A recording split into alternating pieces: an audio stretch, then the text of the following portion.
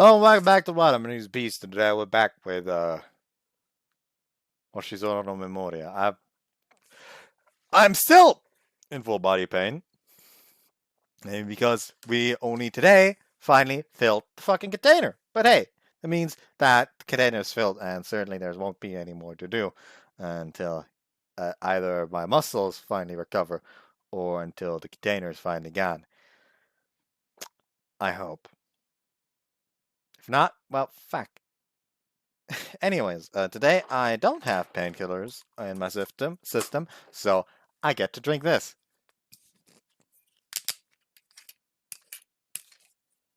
Yay. Anyways, was there anything else I wanted to talk about? I feel like there was, and I forgot.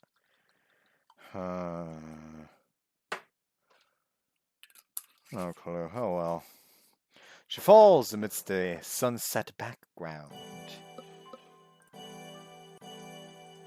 A world enveloped in a crimson darkness. Everything, everywhere she can see is deep red. In the middle of that crimson world, there is her, falling.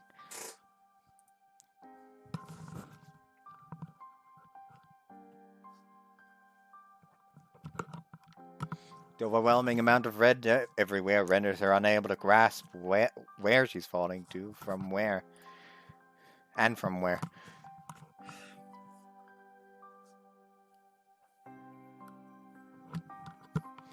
She knows not whether she's falling towards the ground or perhaps towards the sky. The one thing that is clear to her is that there's a dream. A dream where one is aware of the fact that they are in one. In other words, what she's experiencing is a lucid dream. She also knows that apparently, if you manage it correctly, you can control what happens in these sort of dreams. A frightening dream can be changed to one that is fun. So if that is true, she desires release from this dream as quickly as possible to see it no longer. And right this very second, she should be able to wake up. Yet she cannot. She can never escape from this dream until it reaches a certain point. As she falls through this crimson darkness, unable to tell whether her head or feet are facing downward at a constant speed, she would at last, at some point, reach an end. The moment where she smashes into the ground or the sky, whichever it is. Only after that happens can she wake up. So, now she is inching ever closer to that point. Bracing for the inevitable impact, she braces herself to scream. This is how Hisakaki Komomo comes to die within this nightmare of hers.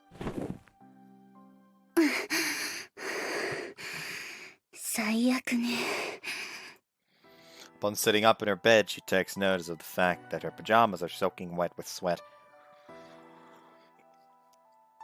This feels like it's start of her route, and if it is, by God, I timed that well last part. Upon sitting, already read that. While grasping her forehead and bearing against the dull headache and her violent hammering heartbeat, she makes an effort to sweep away from her mind what still lingers of that dream. By now, after all this time, she laments. She had gone without seeing it for a period of 10 years, but frequently, as of late, it has begun to resurface. A dream in which she falls amidst the sunset, a crimson nightmare. She tries to recall how she felt when she saw that nightmare as a kid. Did she feel unpleasantly queasy like she does now? Or was it more of a meek reaction when she was frightened, crying, or something else? However, nothing comes to her. She releases the air that she held in her lungs. The hand she used to press down on her forehead is throbbing. She got a laceration on that hand at the lookout. 2 weeks have passed since then, and the bandage still hasn't been removed.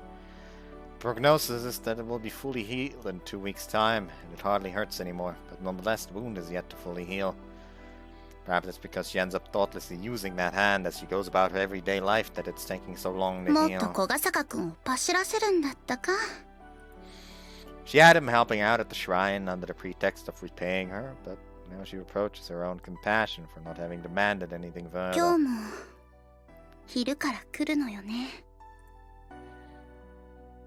Meeting up with Yule past noon and then sprinkling water and sweeping the grounds with him is already much like a routine at this point. With the summer festival over and her summer break homework also done, Komomo has little to do, so she can actually do all of that by herself just fine. But Yo is terribly mindful of her hand's injury, practically coming on of his own accord. Sprinkling water and sweeping with just one hand is rather time-consuming, so it does help her a lot. That is why Komomo doesn't oppose his help, instead pushing it onto him in a commanding tone. She expects that to go until summer break ends. 新学期まであと3日か。 Her heart settles down. Now that she has calmed down, she suddenly notices Komomo brings a bandaged hand before her eyes. Why have I started seeing that nightmare again? What was the trigger? Of course, the answer is within plain sight. The not yet healed wound aches. It's because I entered the lookout, isn't it?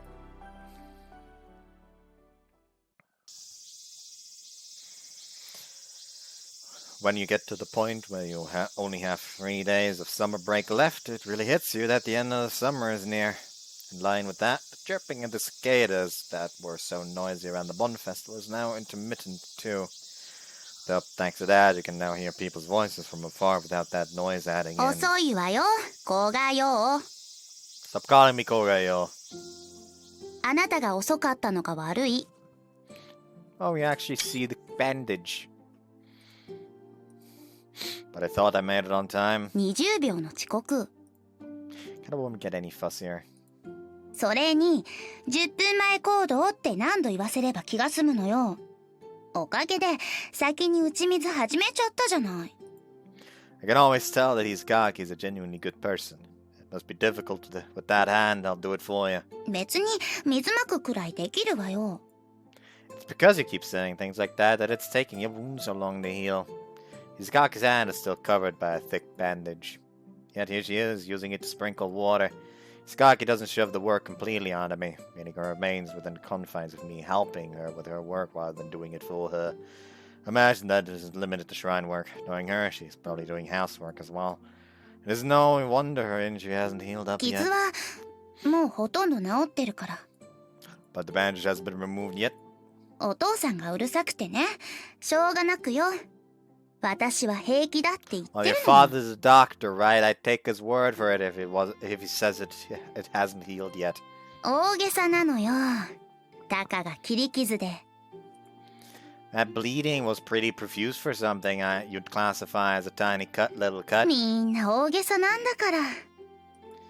Look, just give me the ladle. Don't just stand there and splash water on me. こっちはいいから、早く桶に水汲んできてよ。 Yeah, I'll do that, so give me the ladle. しつこいったら。 What are you so overly stubborn What are you so overly stubborn about ム this? キになってるのはそっちでしょ。 Izgaki looks away from me. 私に借りがあ Sorry, る I か mean ら a whack. よく毎日通えるわね。 You mean me helping you with the water sprinkling and sweeping? そうよ。私だけじゃなくて、小雨の当番の日まで。 Well, I figure I might as well go all the way with it. 理解に苦しむんだけど。 From my perspective, I actually can't believe you're letting me off with just this. なんでそうなるのよ。 I don't see why I wouldn't. 仕事を手伝えって言ったのは私だけど、でもそもそも手の傷はあなたと関係ないじゃない。 That isn't true. 私が勝手に怪我しただけじゃない。 Izgaki gripped the naginata to stop Kosame. The naginata's blade, that is. He wouldn't touch the blade normally. The naginata's shaft is long, so gripping that would have done the job too. But Izgaki opted against that. It was proof that she didn't have the time to mind where she gripped it. It wasn't necessary to quickly stop the naginata closing in on me, which consequently meant on me, given the situation, caring not what would happen to herself in the まあ process. 手伝ってくれるなら止めないけど。 Yeah, case in point, you've never done so. もっといろいろ要求してやるから。 I've been ready for that from the start. If she tells me to become her hand, I'll do that for her. じゃあ一つ目の要求。 Bring it さっ on. さと桶に水汲んできて。 Hand me the ladle before 水 that. をまくのは私。これ二つ目の要求。逆らったら蹴るから。 This girl is a damn 早 tyrant. く行きなさいったら。 Yeah. Seems like I have no choice but to give up. As I fill another bucket with water at the usual faucet, I spot Kosame.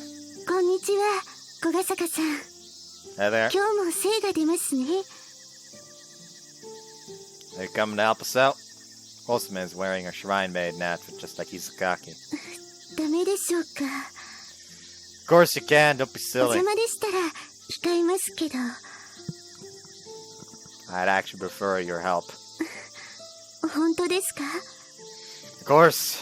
Since that incident at the lookout, it seems like one way or another, Kosame has started to act somewhat reserved towards me. I think she must have a guilty conscience. And that is part of the reason why I'm also helping out on the days when it is Kosame's turn.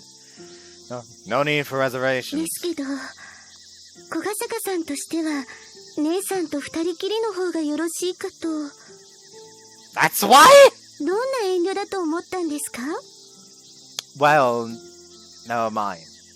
I'll just write it off as Kosame having returned to her お usual 手 self. 伝いしてもよろしいですか？ Absolutely, with the three of us, we'll get done much ありが faster. とうございます。 Oh no, you don't need to thank me. I like how it feels like Kosame is making it over like... Okay, I'll ship it now.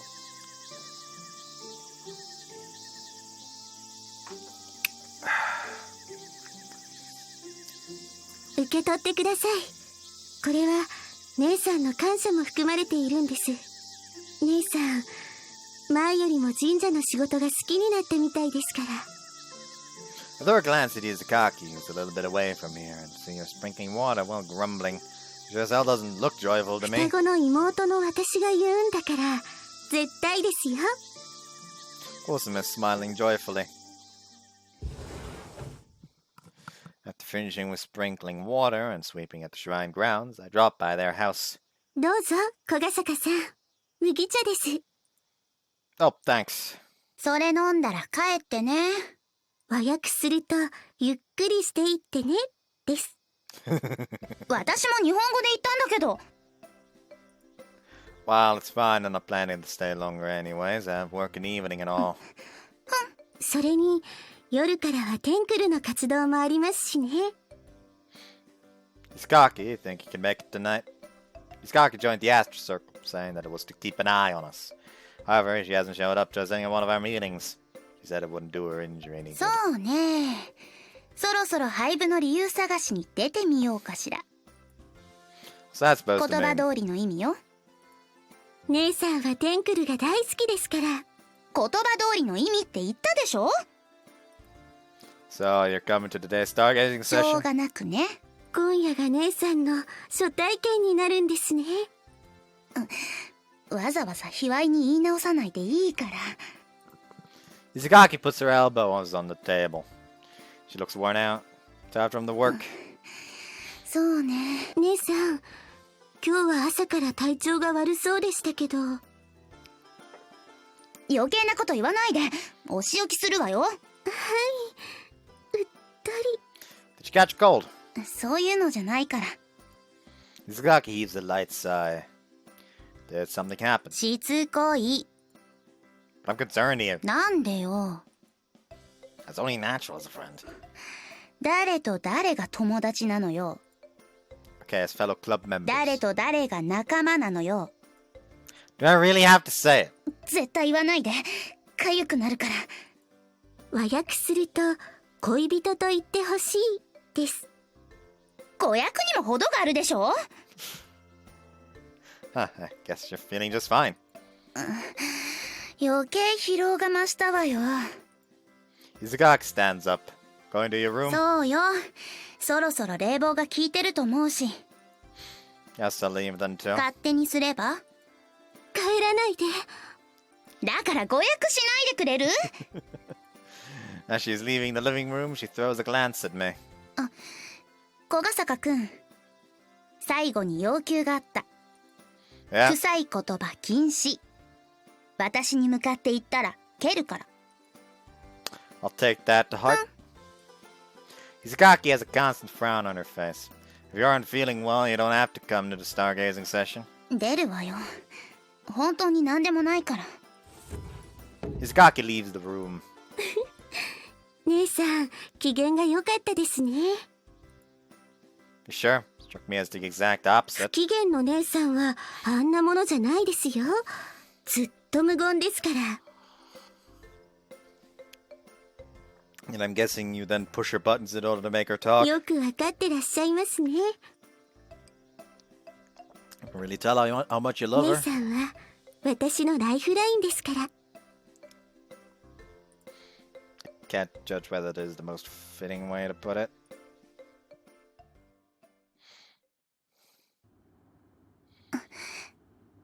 Konbanwa. By the time the telescope is all set up and ready to get to be used, Izakaki has shown up with a sour look on her 来 face. てあげたわよ。 Yeah, I'm glad you managed to come out here. Way to go on that. 意味もなく偉そうね。 I would really like to throw that right back at her. ようちゃんから聞いてたけど、本当に来たね。来てほしくなかったみたいな言葉ね。そんなことないよ。天体観測を楽しんでくれるなら。私は顧問みたいなものだから。そういうこと言わなきゃ歓迎してあげるのに。別に頼んでないから。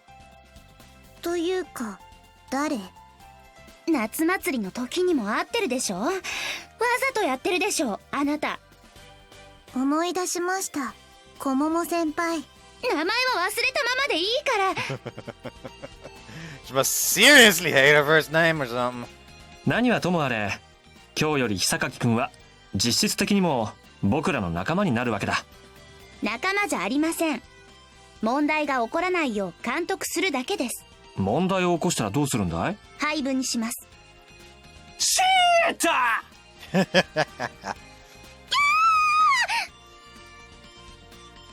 Here you go, senpai. The moment I pass Okaizumi puzzling, he calms down.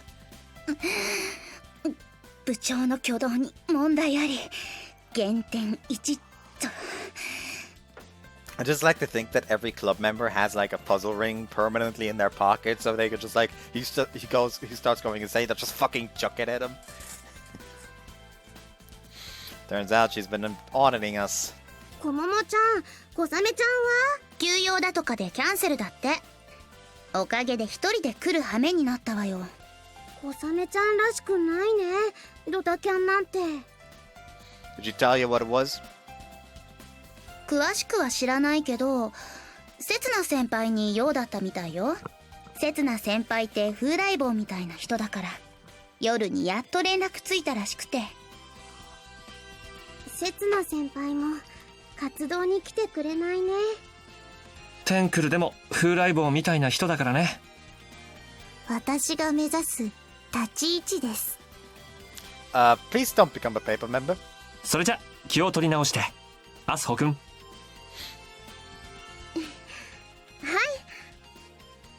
これよりテンクルの天体観測会を始めまーす。 Asa's cheerful voice instantaneously brightens our moods. That is our vice president for sure. で、何するの？夜空を見るんだよ。それは知ってるけど。こももちゃんは初心者だし、本当は望遠鏡の組み立てからやってほしかったんだけどね。 We already did that while we were waiting for Izakaki. 10分前行動したつもりなんだけど。 Since there's necessary prep work and stuff that needs to be done, we always get together an hour early. だったら神社の仕事ももっと早く来なさいよ。 Should have known that was coming. 私はこっちで星を見てますから。 Aoi promptly goes off to do her own thing. 葵さん、たまには星じゃなくて違うのも見てみない？夜空を見るんじゃないんですか？そうだよ。でも夜空は何も星だけじゃないからね。今回は惑星を観測してみようと思うんだ。Izakaki tilts her head in an expression of puzzlement. 別に星でいいじゃない。でも初心者もいることだしね。どういう意味よ。今夜は月が明るいからね。月明かりが多いと星の観測は難しいんだ。よく見えないってこももちゃん文句言いそうだし。文句なんて言わないわよ。減点するだけで。 That's even nastier. そんなわけでまずは月観測からやってみよっか。 Sakaki still appears sour. Sakaki, you hate the stars, so wouldn't that be ideal for your entry into the world of stargazing? 星でも月でも同じようなものよ。 I suppose it is my duty as an astrocycle member to make Sakaki at least a tiny bit interested in stargazing. I tune the focus on the telescope's lens and then let Hisakaki use it. The moon silently hangs in the night sky as it watches over us from above. And its gaze intertwines with Hisakaki's gaze through the telescope lens. これクレーターね。 Words appear to contain それに amazement. 山と谷とこれは海？ When it comes to the moon, you see a whole other world using a telescope versus what you get with the naked eye. Compared to the stars, the difference is much more striking. After admiring the beauty of the cold, lucid moon, we next shift to Jupiter. The planet itself is laid with a pale striped pattern wherein you can spot its famous great red spot. Besides that, its four largest moons, known as the Galilean moons, are quite famous. 木星はね、太陽になり損ねた星と言われる太陽系最大の惑星だよ。衛星の一つであるエウロパには生物がいるともささやかれている。木星が太陽ならさながらエウロパは地球だろうね。Hisakaki gazes up at the sky wordlessly. After the moon and Jupiter, we also decide to observe the summer constellations. As long as the stars are bright enough, we'll have no trouble observing them despite the moonlight's hindrance. You have Barbarian, part of Cygnus the Swan, a double star of beautiful emerald and gold. It's the finer points, like that which you can't make out with the naked eye, but looking through a telescope allows you to see it clearly. Hisakaki, who hates the stars so vehemently, is learning what they truly look like for the first time.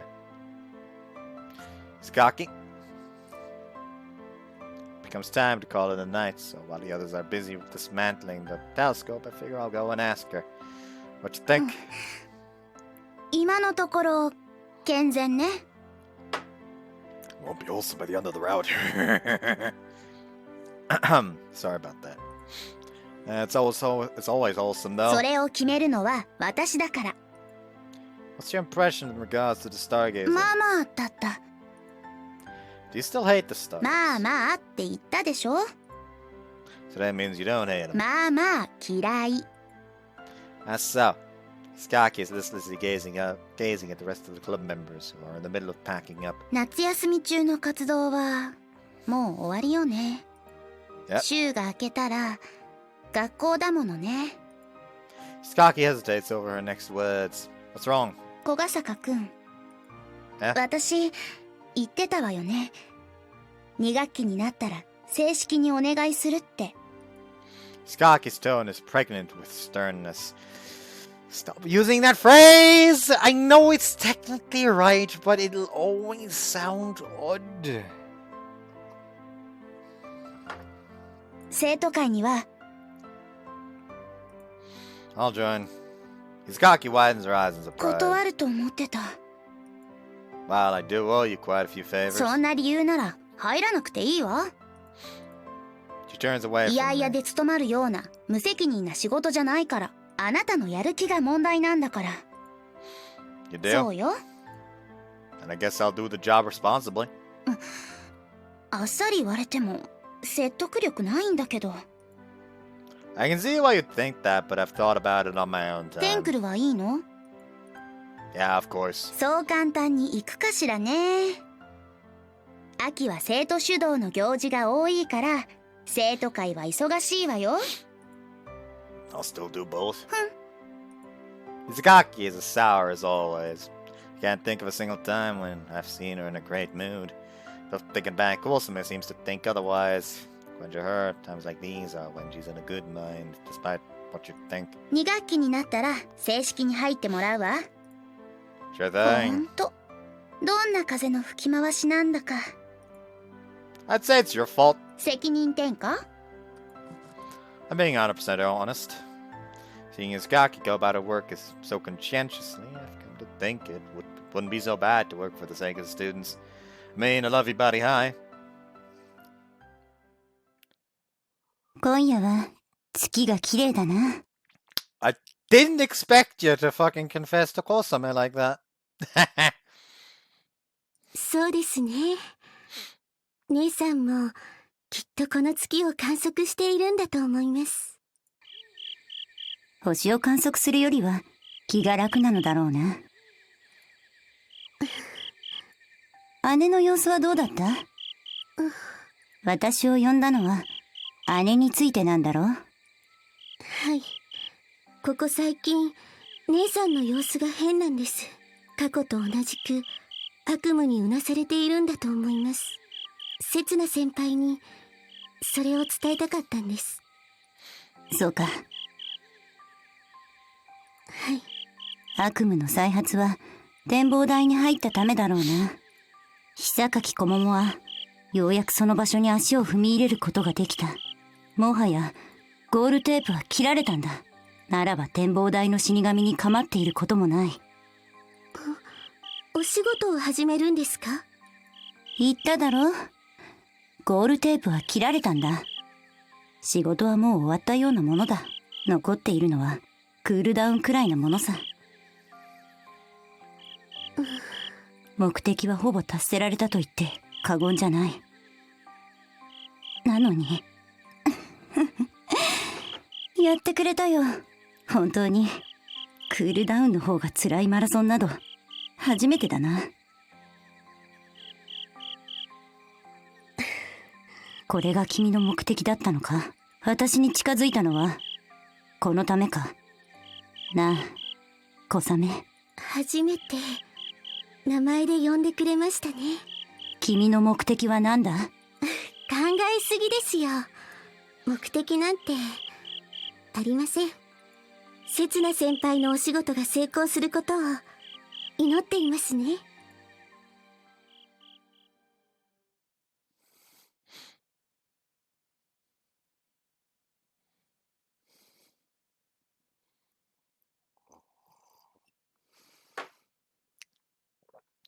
The long summer break ends and the second school term starts today.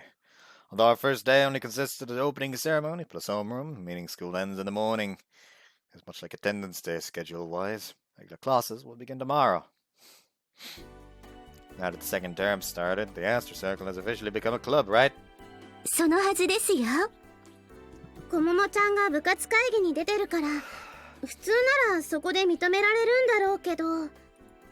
No worries, I know she'll do her job. She's a fellow club mate now too, right? Have some faith in her. そうしたいのは山々だけど、長年培ったこももちゃんへの恨みつらみが邪魔するんだよ。1年生の頃から犬猿の中でしたからね。And I'm pretty sure the cause of that lies in the Astro Circle. 部として認められたら部費をもらいに行かないとね。テンクルの名前はどうします？変えます？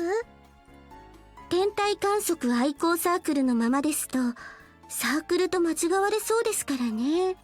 私は別にこのままでもいいって思うよ。愛着湧いちゃってるし。葵さんが来たら多数決でも取って決めようか。ついでにテンクルの活動予定も立てないといけませんね。With perfect timing, the club room door is pulled open. 入るわよ。I expected it to be Aoi, but it turns out to be Izakaki. なんだ、こももちゃんか。朗報持ってきてあげたのに、ずいぶんな態度ね。Good news? That means... テンクルは本日をもって正式に部活として認められました。Cheers resound throughout the それと、room. 私と目合って自称死神の子も部員として登録されたから。That means we're up to 8 members total now. 大所帯になってきたね。廃部の危機にあった1学期には考えられなかったな。Mokaizumi has a distant look in his eyes. Izakaki watches the rest of us rejoicing with a frown. 姉さん、座ってください。部の名前と活動予定を立てようってみんなで話していたところだったんです。遠慮しておく。それより Izakaki moves her gaze 小 towards 笠 me. くん、行くわよ。Huh? どこに？生徒会室に。 Ah, do you want to introduce me to the other members there? そうよ。 Also alone is visibly surprised by hearing なんだ that. よ急に。別に急じゃないわ。ようちゃん、生徒会になんか入らないよね。皆星さんは黙ってて。 Okazumi and Kosame are on the sidelines watching how the situation plays out. 小笠原くん、言ったと思うけど、生徒会は今後とても忙しくなるの。なのに生徒会は今人手が足りない。3年生の役員は受験勉強で時間をあまり割けなくなるから。特にね。だから私はあなたの力を借りたいと思ってる。私だけじゃない。他の役員もそう思ってる。小笠原くん、生徒会に入ってくれる？だから入るわけないじゃない。 Asuho, I suppose she'll understand if I explain it to her properly. You see, I'm going to join the... She snarls at me. Look, it doesn't mean I'm quitting the Astro Circle. ようちゃん、入るの？裏切り I mean to. 者。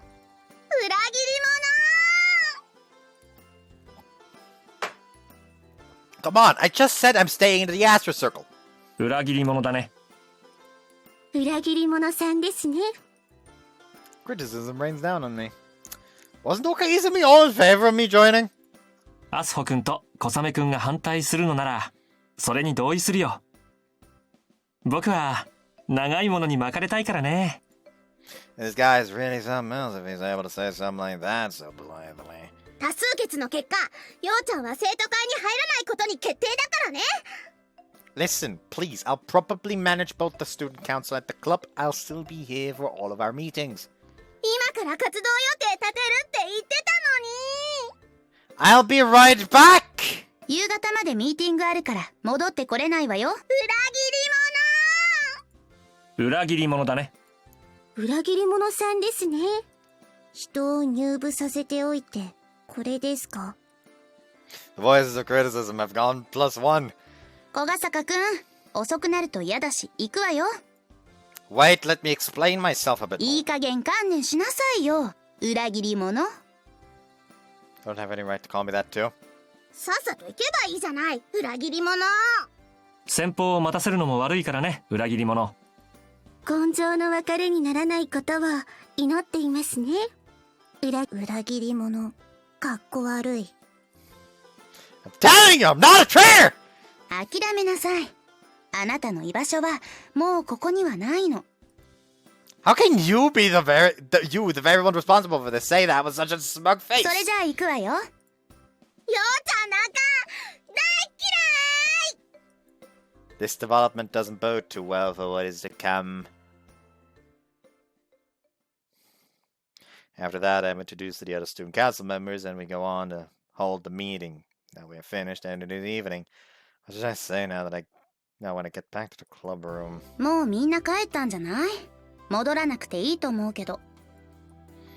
Look, you're a member too. 私は監督。部員として慣れ合うつもりないから。 I can't help but heave a sigh. I've now become a student council member via Izukaki's recommendation, and after going through a simple round of introductions, I participated in a meeting. Although being a rookie as I was, I only watched. We're having a school festival next month, こ huh? こではひばり祭っていう方がしっくりくるけどね。 The topic of discussion at the meeting was the approaching school festival next month, the Hibari Festival. When we still had a whole month until then, it seemed that the student council started tackling preparations sooner so than normal students. Today, we were checking the event programs for the festivals of past years while discussing what improvements could be made. Taking into account, for instance, the drama club and light music club already having handed in requests to use the gym, it would also be necessary to get to supporting the clubs that were already preparing their festival program.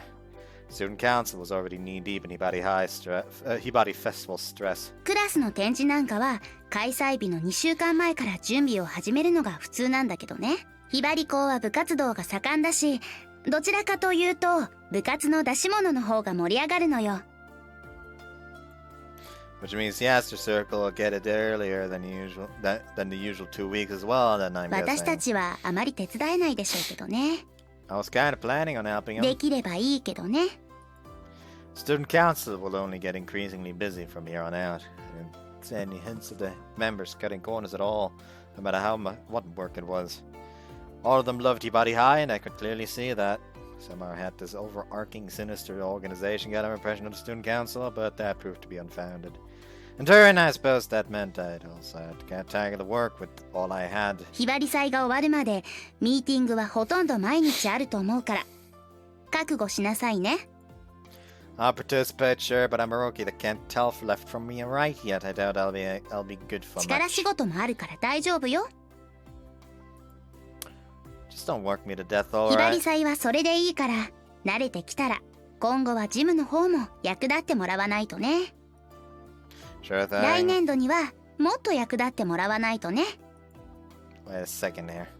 I never said anything about doing it next year. 生徒会役員の任期は基本2年だけど That's news to 言 me. ってないし You should probably tell me stuff like that in advance. ただこねられそうだったから No doubt I would. 言わないでおいてよかったわ。 How can you honestly say 小ヶ that? 坂くんは一度引き受けた仕事を放り出すような無責任な人じゃないって知ってるから。 It just gave me a headache. Well, I managed to participate in Astro Circle activities too 来 anyway. 期もやってくれるんでしょ。 As awful as it sounds, sure, I 結 guess. 果的にそう答えてくれるんだから。ただこねられる無駄な時間が省かれてよかったわ。 This is just not sitting well with me, to be frank. 私これから病院寄っていくから。 Check up on your 定 hand. 期検診なのよね。そんなの必要ないのにお父さんがうるさくて。 Nah, I don't have anything better to do, so I guess I'll tag along. 来ても面白くもなんともないわよ。 Well, of course, I don't really expect the hospital to be fun and games anyways. じゃあなんで来るのよ。 Very good question indeed. 責任感じてるなら間違いだからね。 That's for me to decide, not you. Now taking the train there? そうね。ここからだと2駅。 That's not too far, so I might as バイト well. はいいの？ The work hours there are pretty flexible. ついてきてもいいけどおとなしくしてなさいね。 You act like I'm your 10-year-old child or something. キセルは許さないからね。 Why would I steal? 生徒会役員として恥ずかしくない振る舞いでお願いね。 You really do have a class rep with this position. 別に好きでそうなってるんじゃないわよ。 Some sort of compelling reasons? そんなのないけど So it's just your personality then? 悪かったわね。 I didn't say it was a bad thing. 文句ありげじゃない。 I was just thinking, maybe you should relax some more. Putting that pretty face of yours to waste if all you ever do is frown. 小雨みたいなこと言わないで。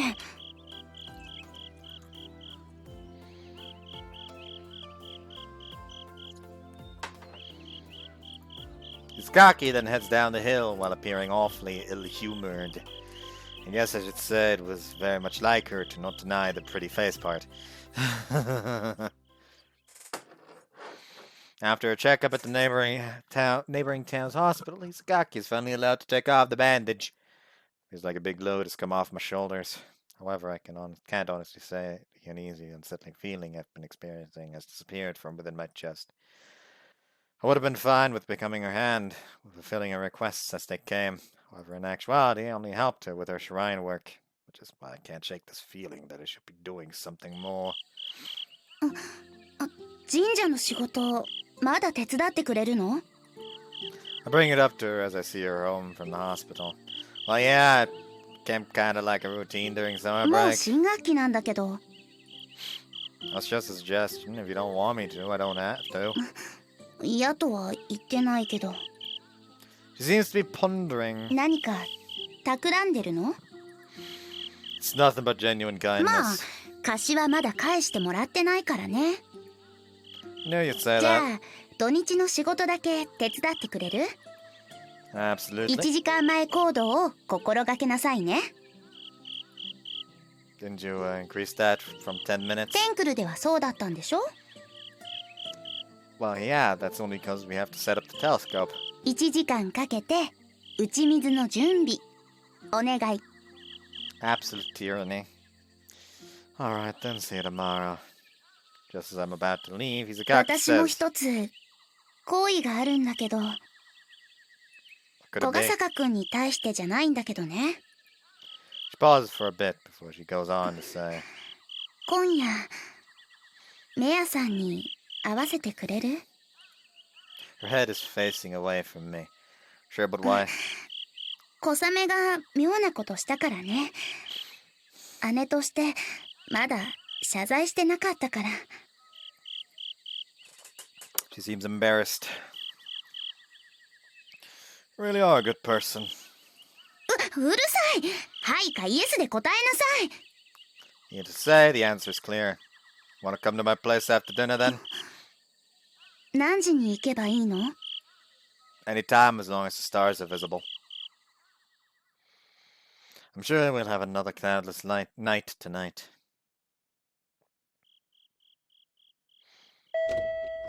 こんばんは。 Oh, there you are. It was 8 p.m. when Hizukagi shows 時 up. 間も遅いし行きましょう。 Yeah. She doesn't throw in any unnecessary chatter. It is always like this with her. そうだ。メヤさん甘いもの平気かしら？ You even have a gift for her?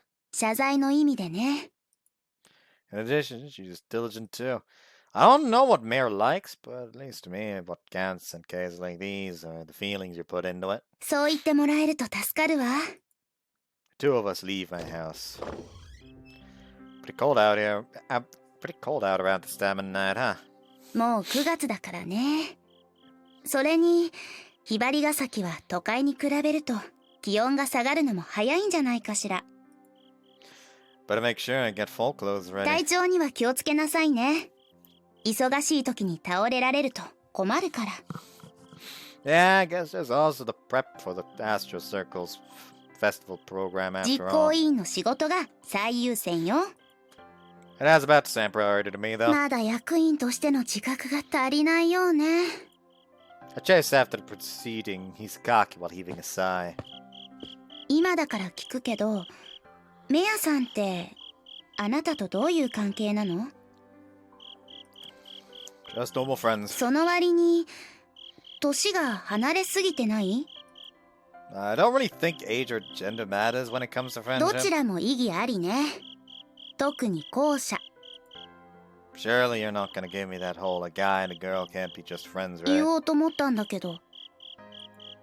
Well, what? Are you and I dating then? 当たり前でし And we're just ょ？ friends. 友達でもないわ。 What are we? 知り合いでしょ？ A pretty distant relationship if I say so myself. If I も may しく say は so. 同僚ね。上司と部下でもいいけど。 Yeah, let's stick with acquaintance. メヤさんとはどこで知り合ったの？ At the lookout. 夜によく星見してるって聞いてたけど、メヤさん一人で来てるの？ Yep. 家庭に問題があるのかしら？ According to what she says, she doesn't have a family. I've been wondering about something. This is my best chance to ask her. Would you consider Mare an illusory dream? うん？ Like some kind of non-human or hallucination? Or even a 小雨 nightmare? がそんなこと言ってたわね。 That's why I'm asking. I imagine she'll just write it off as utter nonsense. 小笠原くんはメヤさんを小さな女の子だって思ってるわよね。 But she's instead asking そ me うよ that. ね。 Right? A little Grim Reaper あの girl? 衣装と鎌だものね。私も一目見て死神のコスプレかと思ったわ。 Do you still? もしメヤさんが本当に幻覚だとしたら、私たちは全く同じ幻覚を見ているってことになる。 In other words, collective これ hallucination. で私たちが見ているメヤさんの容姿がバラバラだったら、幻覚の原因は個々人にあるから病院に行きましょうって結論なんでしょうけど。 This instead isn't the case. In fact, the cause more than likely lies elsewhere. 幻覚の原因は場所にあるのかもしれないわね。To the lookout? 例えばその展望台から幻覚ガスが漏れている、誰かが怪しい薬品を不法投棄したとかね。 That's already debunked though. But the thing is, Mary shows up at other places besides the 例え lookout. ばビーチやひばり港の屋上にも同じ薬品が投棄されていた。 Still, she showed up in a photo. How do you explain 量 that? 子論では観測して初めて存在が確定するなんて解釈があるけど、それをこじつければどうにかなるんじゃない？ Sure, but doesn't quantum mechanics only apply on the subatomic level? じゃあ相対性理論と合体した量子重力理論でも持ってくればいいんじゃない？ Now you're just saying whatever. 私が言いたいのは、メアさんが何者かなんて原理はいくらでも後付けできるってことよ。ここで議論したって時間の無駄。幻覚だろうが悪夢だろうが、私たちにとっては問題にならない。この手土産渡して謝罪する方がよっぽど大事なんだから。 Her answer lifts a load on my shoulders, one just as big as when I learned that her hand injury has healed up. I guess I really am just an egghead. I mean, the whole reason why I did all the research into memory loss and hallucination was also because I felt uneasy without some sort of clear explanation. それに、メアさんはあなたの友達なんでしょ？ Yep. So are you. 臭い言葉禁止だってば。 Izakaki speeds up and I scratch my head and follow after. Izakaki stops in her tracks before the fence. She's intently peering beyond the wire mesh, not making any attempt to enter the woods off to its side. What's wrong? 頭痛い。 She puts her hand to her forehead. What's got you exasperated じゃな now? くて、 Feeling sick? そうみたい。 Looks like she's in some sort of pain. She already said she has problems to look at, so maybe it was related to that. Want to put it off for another day? She lifts her head from its sunken position. 行くわよ。 Without a moment's delay, she enters the woods. Kind of seems like I often end up walking behind her when we are together. Our relationship really does seem more like boss and subordinate than friends now that I think about it. But at first glance, Mary doesn't seem to be here. I think she really is, and is just hiding somewhere. She hasn't come to a single Astro Circle meeting since the incident, but there are several occasions where I came here and looked at the stars with her. When I asked her about her thoughts on Kosume, she got a bit huffy, but that was all.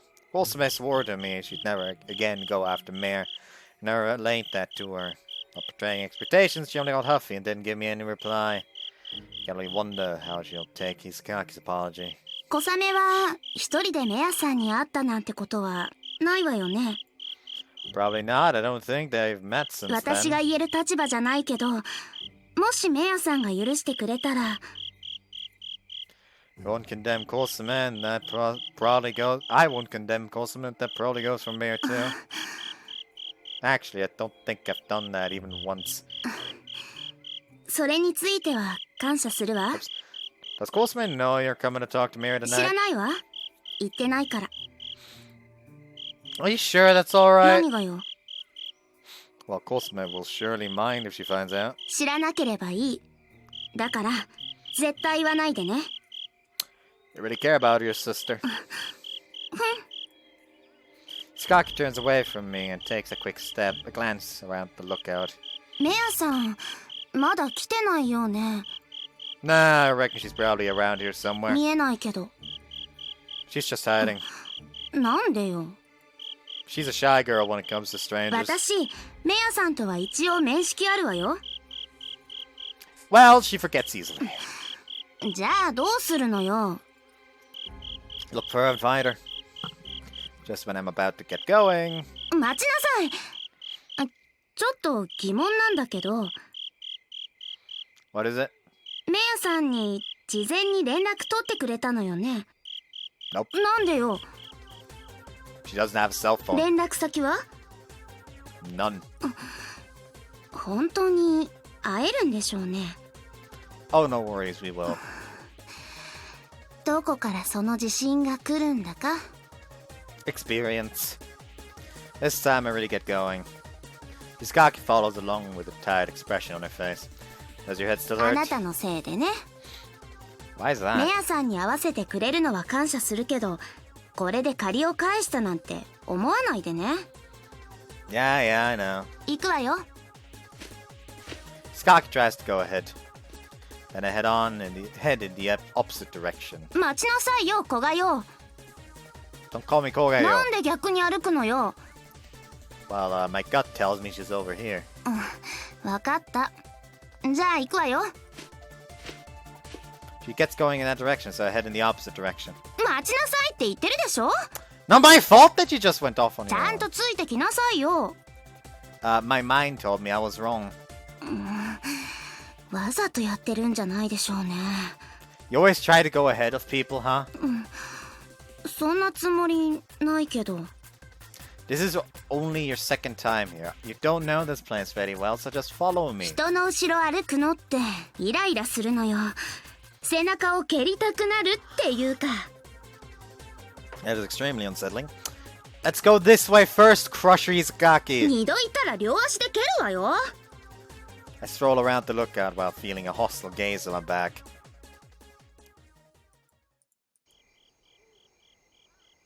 Can't find her. 子がよ。 Hostility I've been feeling on my back changes to pure bloodlust. She might be anybody high.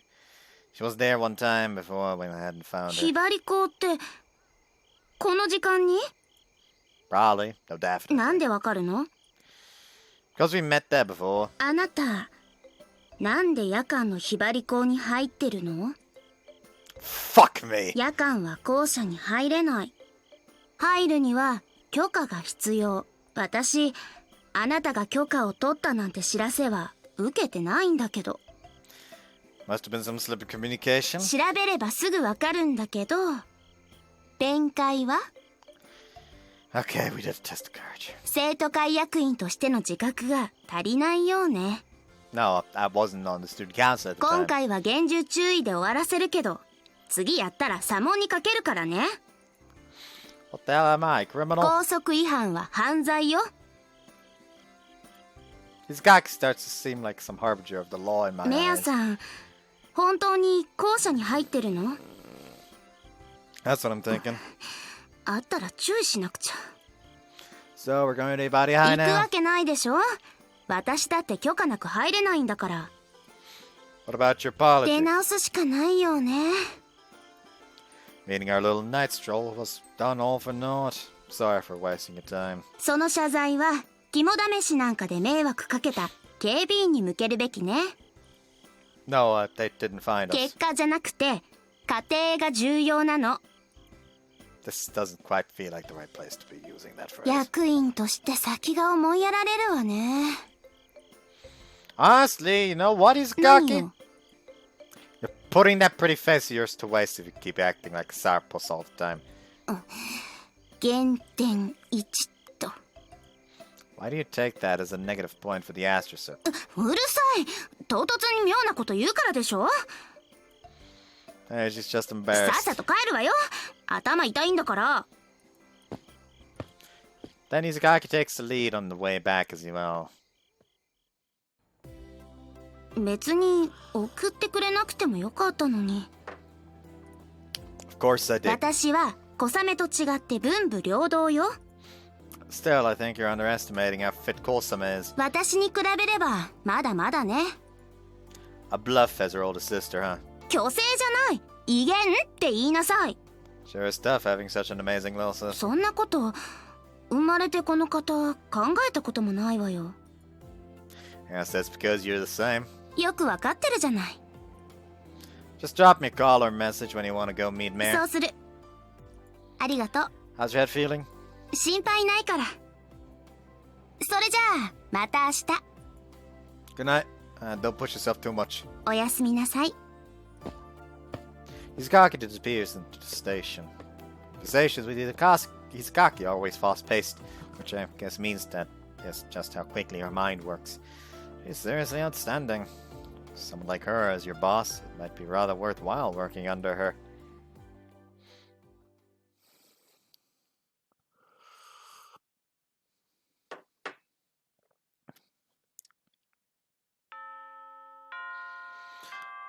Today marks the beginning of regular classes. And after going through the same schedule of classes as the first term, our teacher informs us of Bridal Festival during afternoon homeroom. My fucking wrist hurts like a bitch.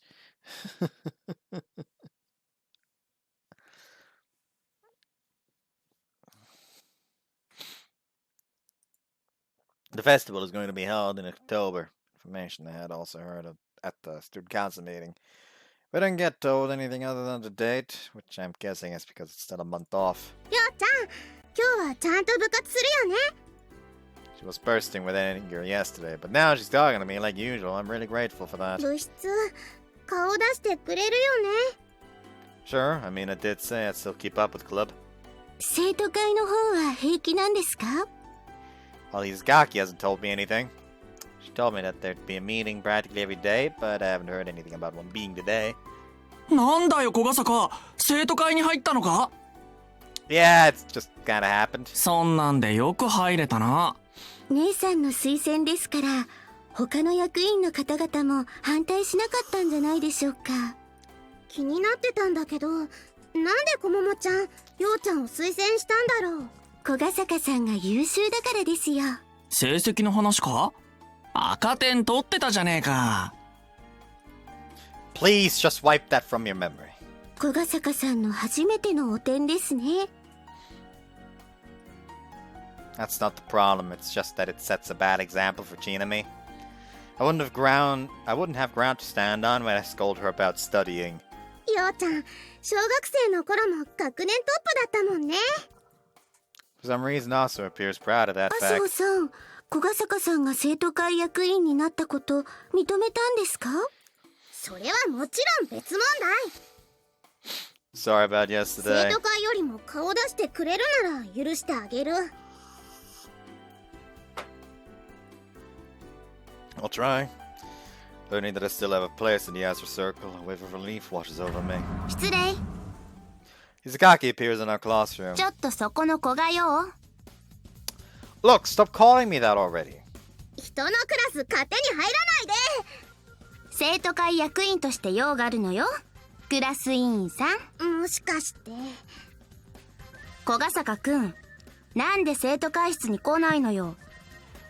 Is there a meeting ほ today? ぼ毎日あるって言ったでしょ。 Aso's gaze seriously hurts. But you never said we had one today 聞 specifically. いてなかったら自分から聞きに来なさい。もしくは生徒会室に貼ってある連絡表を確認しなさい。 I didn't even know there was such a thing. 自覚が足りないようね。 And you're putting your pretty looks to waste. 関係ないから。小笠坂さん、これから生徒会室ですか？ Aso. I haven't even said anything and I'm already getting snarled テン at. プルだって毎日活動するんだよ。昨日そう決めたんだから。屋上の鍵を毎日なんて貸せないわよ。なんで私が決めたから。だよ。応募反対。こももちゃんかっこ悪い。うるさい。これまで使用禁止だったんだから常時開放なんてすぐには無理なのよ。何のために私が監督やってると思ってるの？ You joined to make the rooftop permanently open for us? For use? Realizing what you just said, Izagaki lets out a short groan. テンクルは問題を起こさない部活だって生徒会の皆さんに知らせるためだったんですね。まあ生徒会役員が部員になってりゃ先生だって説得しやすいだろうしな。 Too. Really are a good 生 person. 真面目っつうか。素敵です。うるさい。たまたまそうなってるだけよ。私の中のこももちゃん像が。 It appears that her view of Izagaki is undergoing a change. Izagaki then clears her throat with a face terribly red. とにかく活動は週1回にしておきなさい。その日くらい小笠坂くんを貸してあげるから。それじゃあようちゃん参加するの週1だけじゃない。ミーティングのない日も貸してあげるから。天体観測は週1でもテンクルのミーティングは毎日あるんだよ。何のミーティングよ一体。ひばり祭の出し物決めなきゃいけないんだよ。不参加でいいじゃない。嫌だよそんなの。じゃあ去年やった自作プラネタリウムでいいじゃない。勝手が分かってるから準備もスムーズだろうし。こももちゃんが決めないでよ。小ヶ坂くん、生徒会室に行くわよ。This is fucking chaos. I can hardly just leave given the situation. 私たちのことは気にせず行ってらっしゃいませ、裏切り者さん。勝手にしたらいいじゃない、裏切り者。Okay, now I am seriously in danger of losing my place in the Astro Circle. This guy's sorry, 小ヶ坂 but くんは一度引き受けた仕事を放り出すような無責任な人じゃないって知ってるから。 bringing that up now is just plain foul play! 何か間違ってる？ Also sorry, but 裏切り者、裏切り者、裏切り save me, Jesus. 姉さん、 Grossman winks at me and then says he's a cocky. 今日のところはひとまずお引き取り願えませんか。教室でも？姉さんと麻生さんがいがみ合うのは耐えられませんから。待って、見てる、みんな見てる。これ以上姉さんの怒った顔を見たくありませんから。やだ、ほどくのため、脱がすのため。何より姉さんの困った顔を見たいから。触らな。見せて、もっと姉さんの切ないところを見せて。やめて。かわいい、食べてしまいたい。ダメ、小雨。もっともっと。やめなさいって言ってるでしょ。 Pushing Grossman away with teary eyes, he's a cocky hurriedly fixes her disheveled uniform. はしたないところをお見せしました。 I am thankful for her mediation, but I can't help but feel sorry for his cocky having all that attention on her each time it happens. 今日のところはこれで勘弁してやるわ。ごめんね、こももちゃん。登場されるとムカつくんだけど。ぐぐ、作戦通り久垣のあられもない写真をゲットだぜ、小笠か。 Don't act like I'm in on your stupid creeper stuff. これをひばり祭で売りさばけば岡県の活動費用も。 Izagaki knocks Asuka's camera out of his hands and crushes it under her foot. 相棒。今日のところはこれで勘弁してやるわ。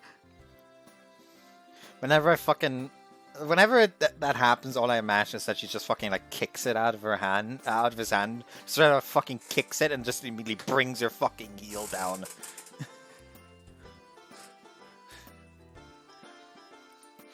Wow, she actually said it a second time. 小雨、家に帰ったら覚えておきなさいよ。はい。うっとり。小笠坂くん、幻滅したから。Had nothing to do with it! Izagaki leaves with an angry look on her face. 小雨ちゃん、こももちゃんのこと好きだよね。 S は M に愛情を与え、M は S から幸福を得るものですから。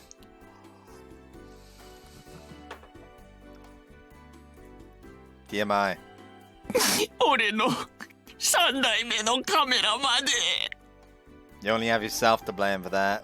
Blame that, but I'm sorry for you anyways. 悪いと思うなら生徒会役員の権限使ってひばり祭のためにどこか教室を押さえてくれ。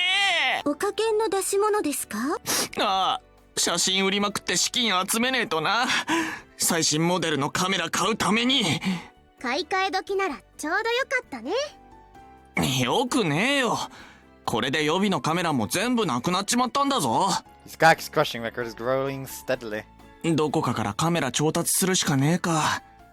行きつけの店でモニターでもすっかな。 Don't sell suggestive pics, please. 俺の本業はオカルトだ。写真つったら UFO しかねえだろ。 Pics like that actually sell. そろそろ部室行こっか。岡泉先輩と葵さんが待ってると思うし。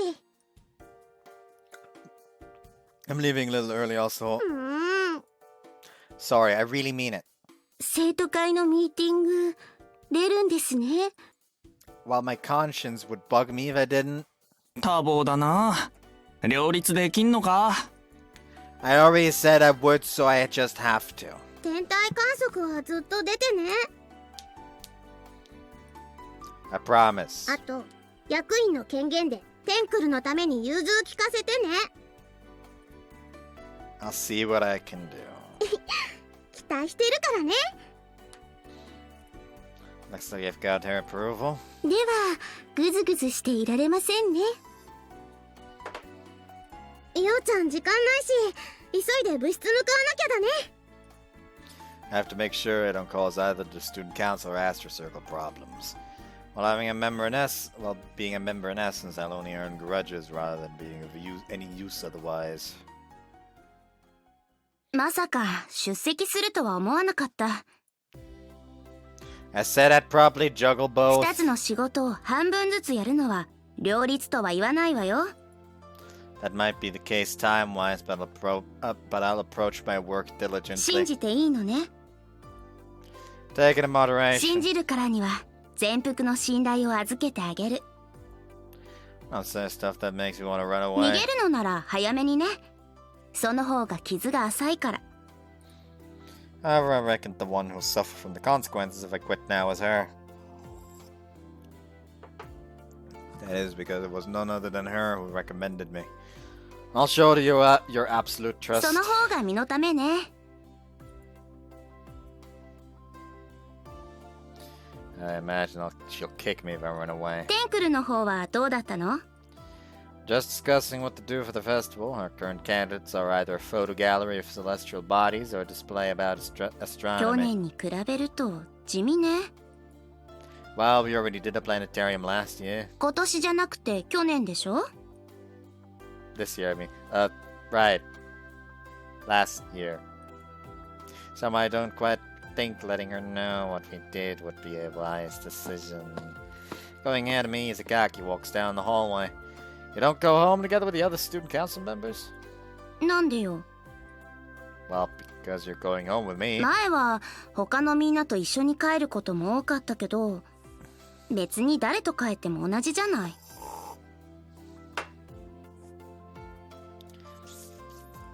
Am I overthinking this if I interpret it as an act of consideration towards me still being a rookie? I guess not. Knowing her, it's fairly possible. That's fairly possible. As thanks for going home together with me, I'll try my best to forget what happened back in the classroom. なるべくじゃなくて、絶対忘れなさいね。 You have any plans tonight? メアさんのこと？ Yeah, if you want to go meet her, I'll come along to the lookout. 確実に会えるようならお願いするわ。 Then I'll talk to Mayor よろしく。 beforehand. 日時が分かったら教えて。ありが Got と it. Guess I'll just keep repaying you like this little by little. う。そういうことは心に秘めておきなさいよ。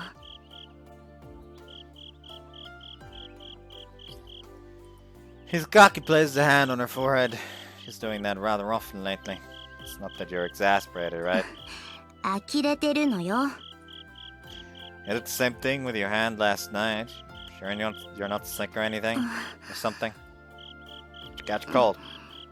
そういうのじゃないんだけど、 Does it have something to do with the lookout? そういうのとも多分違うけど。 Not unusually for her, she isn't expressing herself clearly. Just don't push 体 yourself. 調管理も仕事のうちだからね。 Then say it with that in mind, though. 小ヶ坂くん。 I know, you want me to piggyback your ride? 違う恥ずかしすぎるでしょ。 My place is nearby, I want to take a short rest there. Some consideration, she う answered. ん、いい。小ヶ坂くん家事があるんでしょ。邪魔になるから。 Suppose it is because she is in the student council that she knows about my family situation. No worries, my aunt Chino does almost all of the housework. いいから。そうじゃなくてね。 I hear hints of fatigue within her voice. 覚醒夢とか明晰夢って見たことある？ I squint my eyes. Those are dreams where you're aware you're in one, right?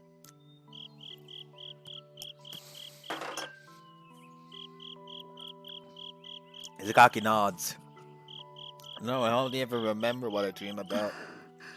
そう。 You have them? I mean, I also don't remember what I dream about most of the time.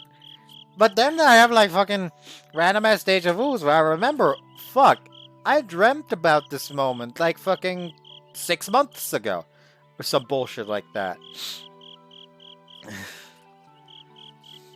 Like, y'all's got lucid dreams, I got prophetic dreams!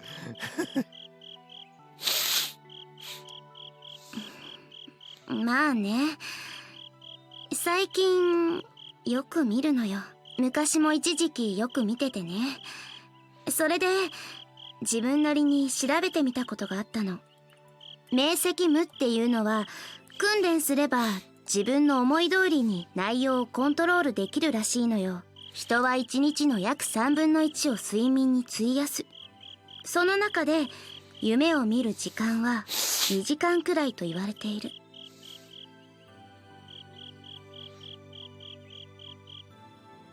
それは絶対で、夢を見ないって思っている人はただそれを忘れているだけなんだって。だから平均寿命の80歳まで生きるとすると、人は26年間を眠って過ごす計算になるの。そうすると夢を見ている時間は7年間。 7 years. That's about the same time I spent away from Mibarigasaki. その7年間を自分の思い通りにコントロールすることができればきっと幸せよね。 Skaki pledged herself to rise of だ smile. けどうまくいかないのよね。何度見ても同じ結末を迎えてしまう。私は落ちるだけ落ちて終わってしまう。 Is that what she's been dreaming of? Is that the cause of why she's been in a bad shape lately? What kind of dream is なんで it? もないわ。たかが夢よ。 You just said yourself we spend 7 years of our lives dreaming. It's clearly beyond the level of mere. 心配してくれてるの？ I don't know if I'd put it that 真 way. 正面から聞かれるとごまかしたくなるわよね。悪夢がうまくコントロールできなくてね。それでちょっと寝不足だった。それだけよ。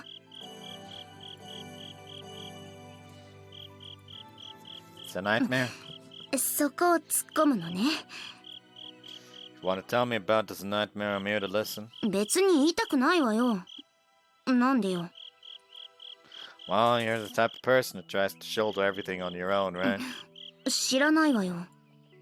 You're honestly an amazing person. I don't like how I used to be. You're also sociable, so you're the perfect model student without question. 何が言いたいの？ I just figure you don't try to rely on others even at times when you actually want to. 臭いセリフ。 Well, I know how you feel. When someone brings something up to your face, you get the urge to just beat around the bush. 無性に蹴りたくなったわ。 Sorry, I mean, I'm not trying to force that out of you or anything. 無理強いしてもしなくても話さないから。 I just want to repay you. 当たり前。 So as long as you just provide me with chances to do so, I'll definitely repay you. Izakaki stops in her tracks. 小ヶ坂くん、 I feel like her tone contains some sort of distinct 要 emotion. 求していい？ Sure. No matter what her demand ends up being, I fully intend to do it. Then Izakaki says, 二度と臭いセリフ言わないで。言ったらテンクルを廃部にした上で蹴るからね。 Izakaki lets out a humph while walking あ on と again. 悪夢のことも二度と聞いてこないで。 You brought it up. All a man should do is mutter those excuse-like words. Head over to the lookout once nightfall comes, but Mayor is nowhere to be seen. I really wish she was at least willing to come out normally when it's just me. There's also a possibility she wasn't here like last night, though. Alright, let's get searching. Pray that it doesn't end in vain effort. Found you, Mare.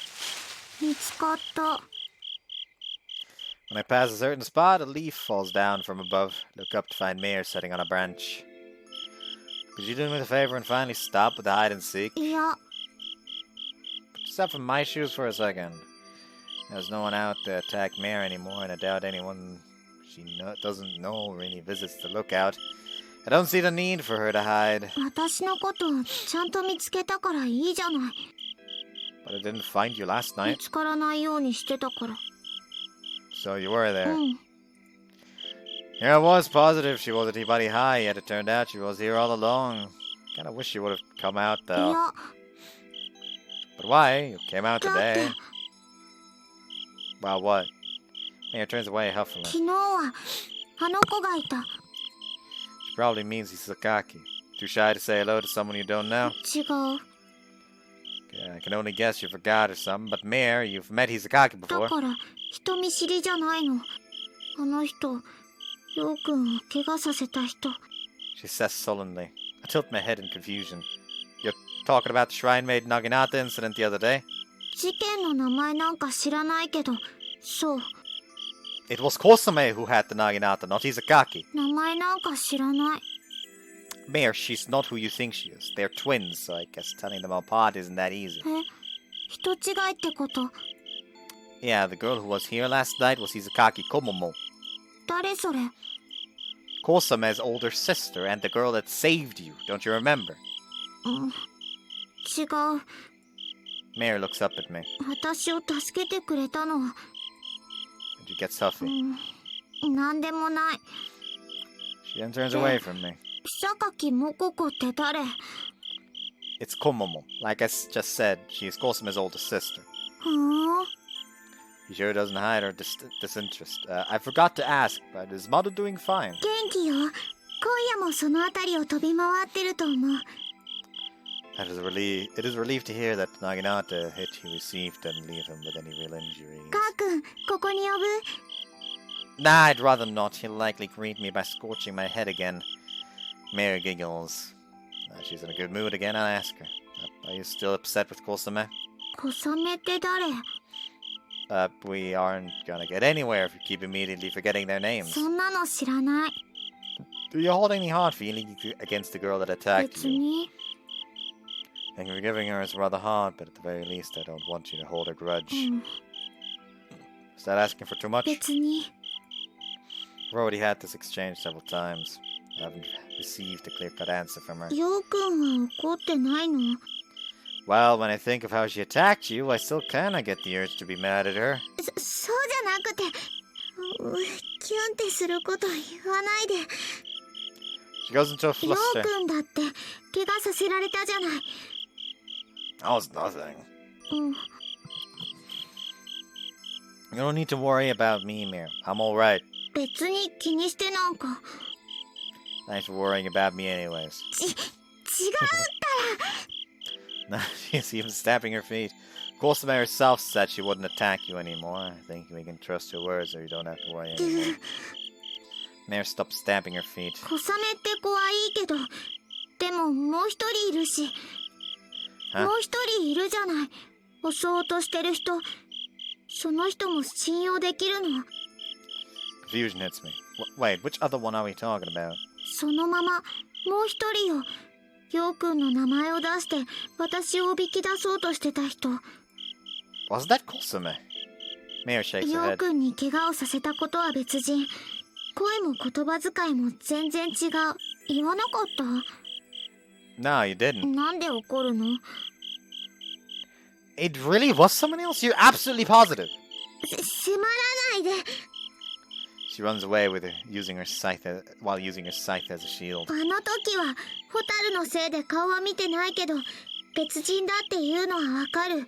どっちも巫女装束を着てたから、ようくんが勘違いするのもしょうがなかったのかも。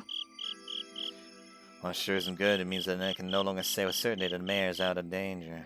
It's almost embarrassing how I jumped to such a hasty conclusion. Has that person come to the lookout again? 最近は来てないけど、 Promise me you won't show yourself should that person come. 言われなくてもそうするわ。 Well, it looks like our little games of hide and seek won't be just stopping just yet. Regarding why exactly Cosima went after Mare, I still haven't heard anything from her. She seemed to have her reasons, and above all, she herself felt regret over it, so I didn't bother questioning her about it.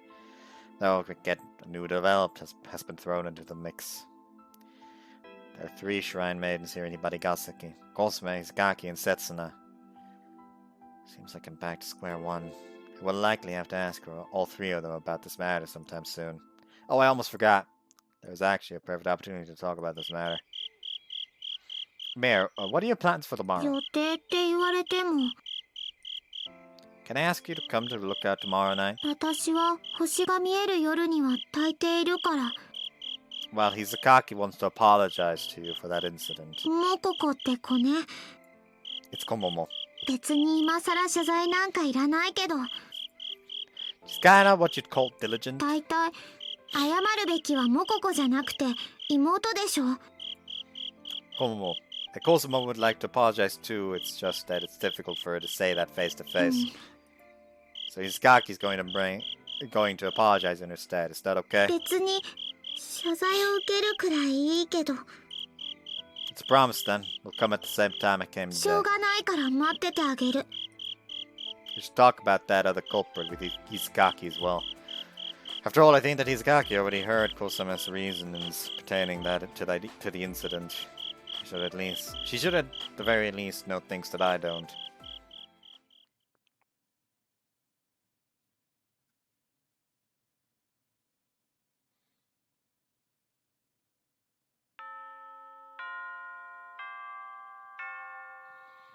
So we're doing our Stargazing sessions each Saturday then? 次の日が休みの方が遅くまでできるしね。 School now over, I was being informed of what the rest of the club decided on during the meeting yesterday. 金曜日か土曜日かで迷ったんですけどね。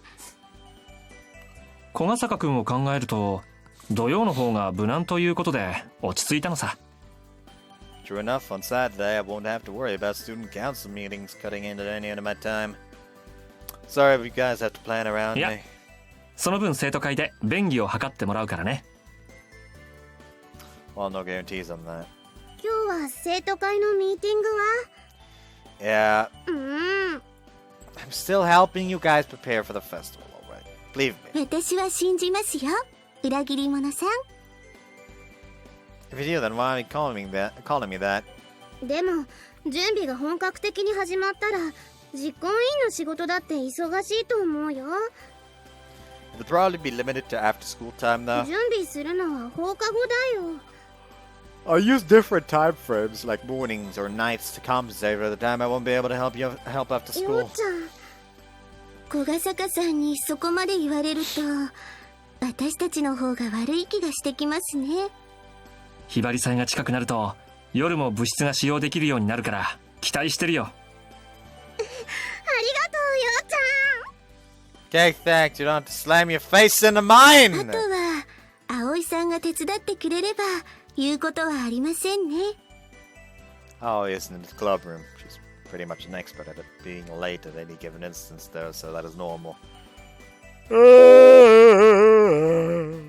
Oh, you'll do her fair share of work. その根拠は？ Should she try to slack off, I'll blackmail her using Chinami. 葵さんとちなみちゃんって友達なのかよくわからなくなる時あるよね。葵くんは根は真面目だと思うよ。天文クラブで一緒だった頃を考えると。こももちゃんはどうなんだろうね。部員だし手伝ってくれるのかな。 I can ask her later. 久垣くんは小ヶ坂くんに任せるとして残るはあと一人だね。 Yes, that's ああ、彼女が一番厄介そうだけどね。小雨ちゃん、せつな先輩に聞いてみてくれる？出し物の準備手伝えないかって。あまり期待はしないでくださいね。 Cosme flashes a troubled smile. On that subject, I haven't seen Setsuna attend club even once. I'd also like to talk to her if possible. ようちゃんも説得してくれる？ As long as it's fine with Kosume, yeah. 私は関係ありませんよ。小ヶ坂さんだって刹那先輩とは部活仲間なんですから。 What I want to talk about with her isn't just limited to the program, I also want to talk with her about Mir. Best plan is probably to ask Kosume first when he'll be free to talk. Before that, though, I have plans to head to the lookout with Hizukaki tonight. Okay, so far so good, but yeah.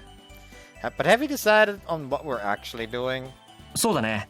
副部長、発表してくれるかい？お任せください。 Also throws out her chest and triumphantly says, 今年のテンクルの出し物はひばりが崎の隕石指導展に決まりました。 Everyone gives a round of applause. Also was clapping too.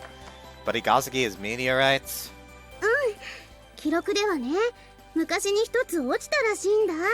Oh, one of them landed in the fucking lookout, didn't it? That's the reason for the headache.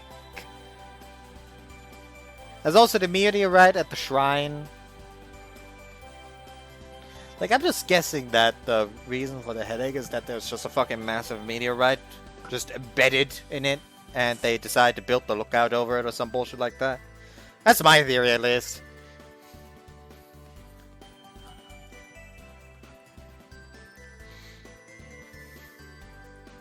"それにこちらは本当かどうかわからないけど、最近にも隕石が落ちたって話題になったこともあるんだ。同じ土地に2つも落ちるなんて珍しいですよね。ローカルニュースでも取り上げられていたね。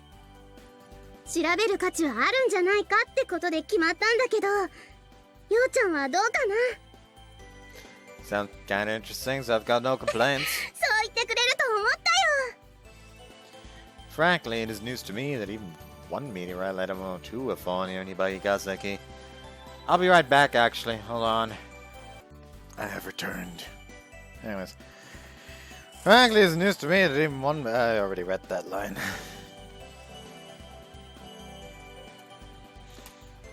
Apparently it was talked about relatively recently, so I imagine it must have been while I was living away. 小雨ちゃんも OK なんだよね。小雨ちゃん？はい、私も賛成ですよ。 Seems like Kosume has been immersed in thought there for a 出 while. し物は隕石指導展だけど、活動として天体観測もちゃんとやるからね。 Perfect. So when are we gonna do research about the meteorites? 基本的に平日は各自で調べて、土日のどちらかにみんなで集まって資料をまとめようかなって。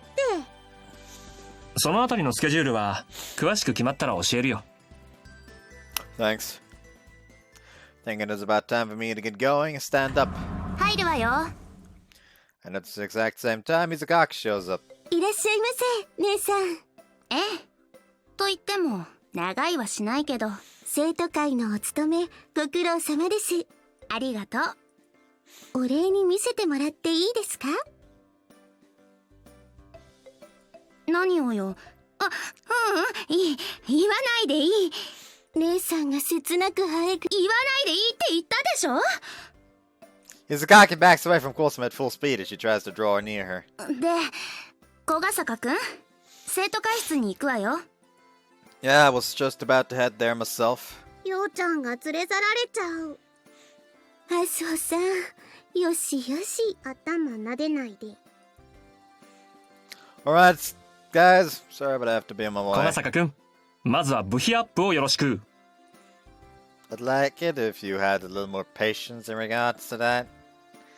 I wouldn't be surprised if you tried to rope me into doing something really corrupt eventually. It's all well and good that I'm part of the student council now, but like, there's still not all the physical labor I'm supposed to be doing. 当分は要望をまとめて検討するの繰り返しよ。 So my work is still a fair ways off, basically. 謙遜しなくていいから。部活が出し物で使う特別予算の計算、短時間で終わらせた上にノーミスだったし。Lisa, like, so when do I finally get to do work? Bitch sure did a fucking job equivalent, like, on the same level as a professional fucking finance advisor. Don't you fucking talk! Well, I mean, that doesn't really work, though. Yeah, well, the thing is, you clearly told me I'd be doing physical labor up until the body festival. 私は柔軟に仕事を割り振っただけよ。 I'll make a rookie like me handle an important job like accounting all of a ちゃ sudden. んとこなせたんだし、いいじゃない。 I can only heave a sigh. 私の目に狂いはなかったってことね。 Like me, Sakaki is over here on cloud 9. It does strike me as kind of rare for her to not be sullen. 今後もこの調子で頼むわね。 Well, now that I have your absolute trust weighing on me, I hardly have a 来 choice. 年度の小笠坂くんの役職は会計にしようかしら。 I think I'll politely decline something requiring levels of trust like ま that. さか生徒会長になるつもり？ Hell no! I'll happily leave that position to you. いやよ、面倒だし。 Yeah, that's what I think せ too. っかくの優秀な力が泣いてるわよ。 Right back at you. ああ、生徒会役員の期限早く切れないかしら。 What, do you not like the job? 好き好んでできるほどの正義感は持ってないから。 Ah, so you didn't volunteer to join the student 当 council? たり前。 And yet she takes her job very seriously. Too seriously even. I'm painfully aware of this fact, painfully. What? I am painfully aware of this fact painfully. Okay, that makes sense. Her sense of righteousness might not be so pronounced, but her sense of responsibility is above average. When does your term run out? 私は1年生からやってるから今年度で終わりね。 Wait a second. 何か問題ある？ A lot is wrong with that. 私来年度は抜けるけどそっちは会計として頑張ってね。 Can we just back up for a second? 待たない。 Isn't it a little irresponsible of you to go and recommend me? 私がサポートするまでもなく小笠坂くんは仕事ができる。無責任じゃないわ。 I've literally only been to a handful of meetings so far. それで十分わかった。小笠坂くんは優秀よ。私のことを優等生なんて言ってたけど小笠坂くんの方こそ優等生だって知ったのよ。 You're seriously wrong. 謙遜しなくていいから。 I'm no model student, I can guarantee you that much. My past self clearly denies that fact. 何かコンプレックスでもあるの？ 聞 Maybe. いていい？ Prying his poor manners. 小雨の影響を受けてるわね。 Changing the topic. I don't want to talk about this any further. Are you up and out with the Astro Circles Festival program? なんで私が？ Well, because you're a member. 私は監督よ。 That's just your own made-up position. You're a regular member on paper, and we think you use such too. わかったわよ。じゃあ暇があればね。 I'll tell you once the schedule for preparations is fixed. 出し物は何にしたの？ Display about Ibarigasaki's 隕 meteorites. 石。 I never actually knew about it, but apparently 2 meteorites have come down right here in this town. 嫌な予感がするわね。 Understandable. Why? 小雨も賛成したの？ I'm pretty sure she そ did. の隕石どうやって調べるの？ I'm not sure. They said they tell us about the details later. Is there something wrong that worries you about it? 心配事というか厄介事というか What's troublesome about it? いずれわかるわ。 Station comes into sight as we are talking. 小笠坂くんも電車乗るの？ That crap, I didn't mean to pass by my place. 何やってるんだか。 She's looking at me in disbelief. Izakaki, can I have a second before you leave? There's something I need to tell her. You can apologize to Mary 連 tonight. 絡取ってくれたんだ。 Yep, I arranged it around the same time as last time. ありがとう。じゃあ時間になったらそっち行くわ。 Also about the Shrine Maiden Naginata incident to look out. 何？その長ったらしいタイトル。 Izakaki, do you know who tried to attack Mare? 小雨でしょ？だから謝りに行くんじゃない。 Do you know who the second culprit was? Izakaki formed a frown. 小雨だけじゃないの？ That's what I'm thinking. According to the victim's testimony, there was a second suspect. メアさんが話したわけね。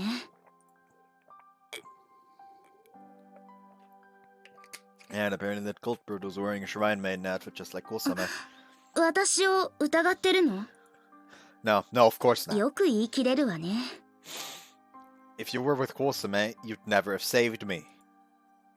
Skaki turns away from me. 助けたんじゃない。たまたまよ。たまたま。You don't suffer an injury like that takes 2 weeks to heal up by coincidence. Skaki, I have a favor to ask of you. 言いたいことは分かった。Really? 私が真相を知ってたら教えてくれって言うんでしょ？ That makes things だけど quick. 残念。何も知らないわ。She shrugs her shoulders. Kosame hasn't told you anything?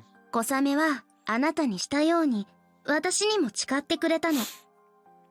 それだけよ。Oops. もう一人の犯人もメアさんを狙ってるのなら小雨とつながってると考えるのが自然なんでしょうけどね。あなたの考えわかるわよ。Can you do that あ for なた me? よりも私の方が相手に近いしね。 You're a lifesaver. 直接と間接どっちがいいの？ Directly if possible. また貸しが増えるわけね。 I promise I'll repay for everything later 期 on. 待しないで待ってるわ。 Skaki says 小雨 sullenly. に間接的に聞くんじゃなくて、なぜメアさんを襲うのか刹那先輩に直接聞いてみるから待ってなさい。この時間になると寒いな。去年もそうだが、こんなに早く長袖が必要になるとは。ひばりが崎は北の町ですからね。こんな時間になってしまって悪かったな。You know, I wish that I didn't hate Setsuna so much right now, because otherwise that outfit would just be nice. But right now, all I can think is, why can't it be another character? Fuck you, Setsuna, is what I'm trying to say. You don't get to attack, try to attack Mare and knock out Chinami like that. Like, even if I hate Chinami, protective instincts are still there. まったくです。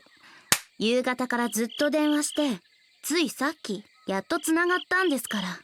Okay, that one is very nice. That one is very nice. Yes. 私は風来坊だからな。自分で言うのはどうなんですか？君が私に連絡を取るのは初めてかもしれないな。そうですね。私に何の用だ？尋ねたいことがあったんです。なんだ？単刀直入に聞きます。あなたはなぜメアさんを狙うんですか？小雨と同じく黙秘ですか？彼女にも尋ねたんだな。はい。答えてはくれませんでしたが。展望台に出るあれはな、私たち人にとっては悪夢なんだ。だからそのくらいは小雨も話してくれました。私が欲しい答えはそうじゃないんです。メアさんが悪夢だとしてなぜあなたと小雨が狩る必要があるのかということです。私は晴天軍の巫女です。巫女神楽を舞うからこそ多少の知識は得ています。あなたと小雨が言う悪夢を狩るというのは祀ろわぬものを送り返すという意味なんだと思います。バカバカしいと一蹴したいところではありますけど。君はそれを信じるのか？信じる信じないはこの際関係ありません。重要なのは小雨に危険があるかどうかです。君は勘違いしているようだが、小雨に関しては私が巻き込んだわけじゃない。小雨が自分からなぎなたを持ち出してメアさんを襲ったとでも言うんですか？その通りだ。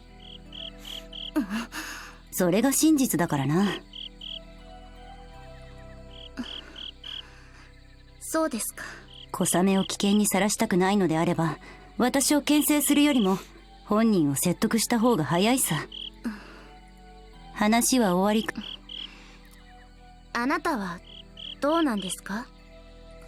あなたはなぜメアさんを狙う必要があるんですか？仕事上だ。だが今は必要がなくなった。あれの身を案じているのなら杞憂だ。本当ですか？ああ、あなたの仕事って何なんですか？自分で言っていたじゃないか。祭わぬものを送り返すこと。私はそのためにひばりが崎に来たんだからな。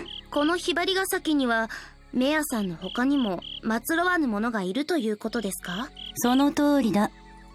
刹那先輩は母に下宿を勧められていましたよね。それがあなたの仕事は母も関わっているんですね。それに関してだけは答えられない。メアさんとは違う祭わぬものを送り返してほしいと母から依頼があったんですね。答えられない。祭わぬものはひばり校の都市伝説の死神ですか？それに関しては私も判断がついていない。母に関してだけ答えられないんですね。答えられない。母が口止めしているんですか？答えられない。直接問いただすしかないわけですね。あのまやかさんが簡単に話すと思うか？全く思いませんね。であれば時期を待った方がいい。時が満ちればまやかさんも自分から口を開くさ。その時期というのはいつですか？君は悪夢を見るようになったそうだな。何ですかいきなり。満ちる時は君次第というわけさ。何を言っているのか分かりません。 So what you're saying is that that's a fucking prophetic dream. 分かった時が全てを知る時だということだ。ではな。帰った。何なのよ言った。混乱させるようなことばかり言ってもったいぶって。というかなんで私の悪夢まで知ってるのよ。後で小雨をお仕置きね。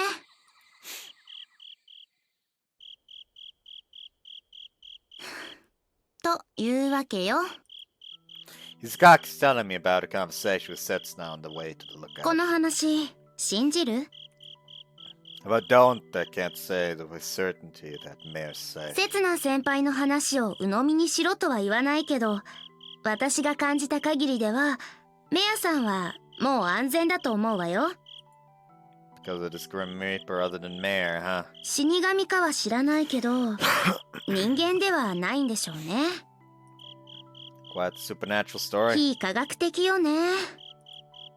Well, according to Kosame, when something is called unscientific, it's just that people haven't uncovered the principle behind it. そりゃ原理が不明なのが非科学的ってことなんだから。I mean, something like a cell phone would probably seem like magic to people of the past. 要するに人ってみんな頭が固いのよ。自分の目で確認したって信じられなかったりする。信じようが信じまいが結果は変わらないんだから、過程はどうあれ受け止めるしかないのにね。 Seems like you've made peace with 無 it. 駄なところで悩みたくないだけよ。他にもっと悩まなきゃいけないことがあるんだから。 Like what, for instance? どうやって家の神社を継がないようにするかとか。 Do you hate shrine? 嫌いじゃないけど好きでもない。 So it's not like you're particularly against succeeding it, right? それは嫌。 Why? 星が嫌いだからよ。 Shrine's name is Seitengu, which means something along the lines of starry shrine of the heavens. 神社は嫌いじゃないけど聖天宮は嫌いだから。 The shrine worships the deity, the August star of heaven, which is why the shrine's name incorporates stars as well. There's that crystal-looking rock in the main shrine building, right? Does that stone have anything to do with stars? いずれわかるわ。 Izakaki says while heaving a テンクル sigh. の活動をしていれば嫌でも知ることになるから。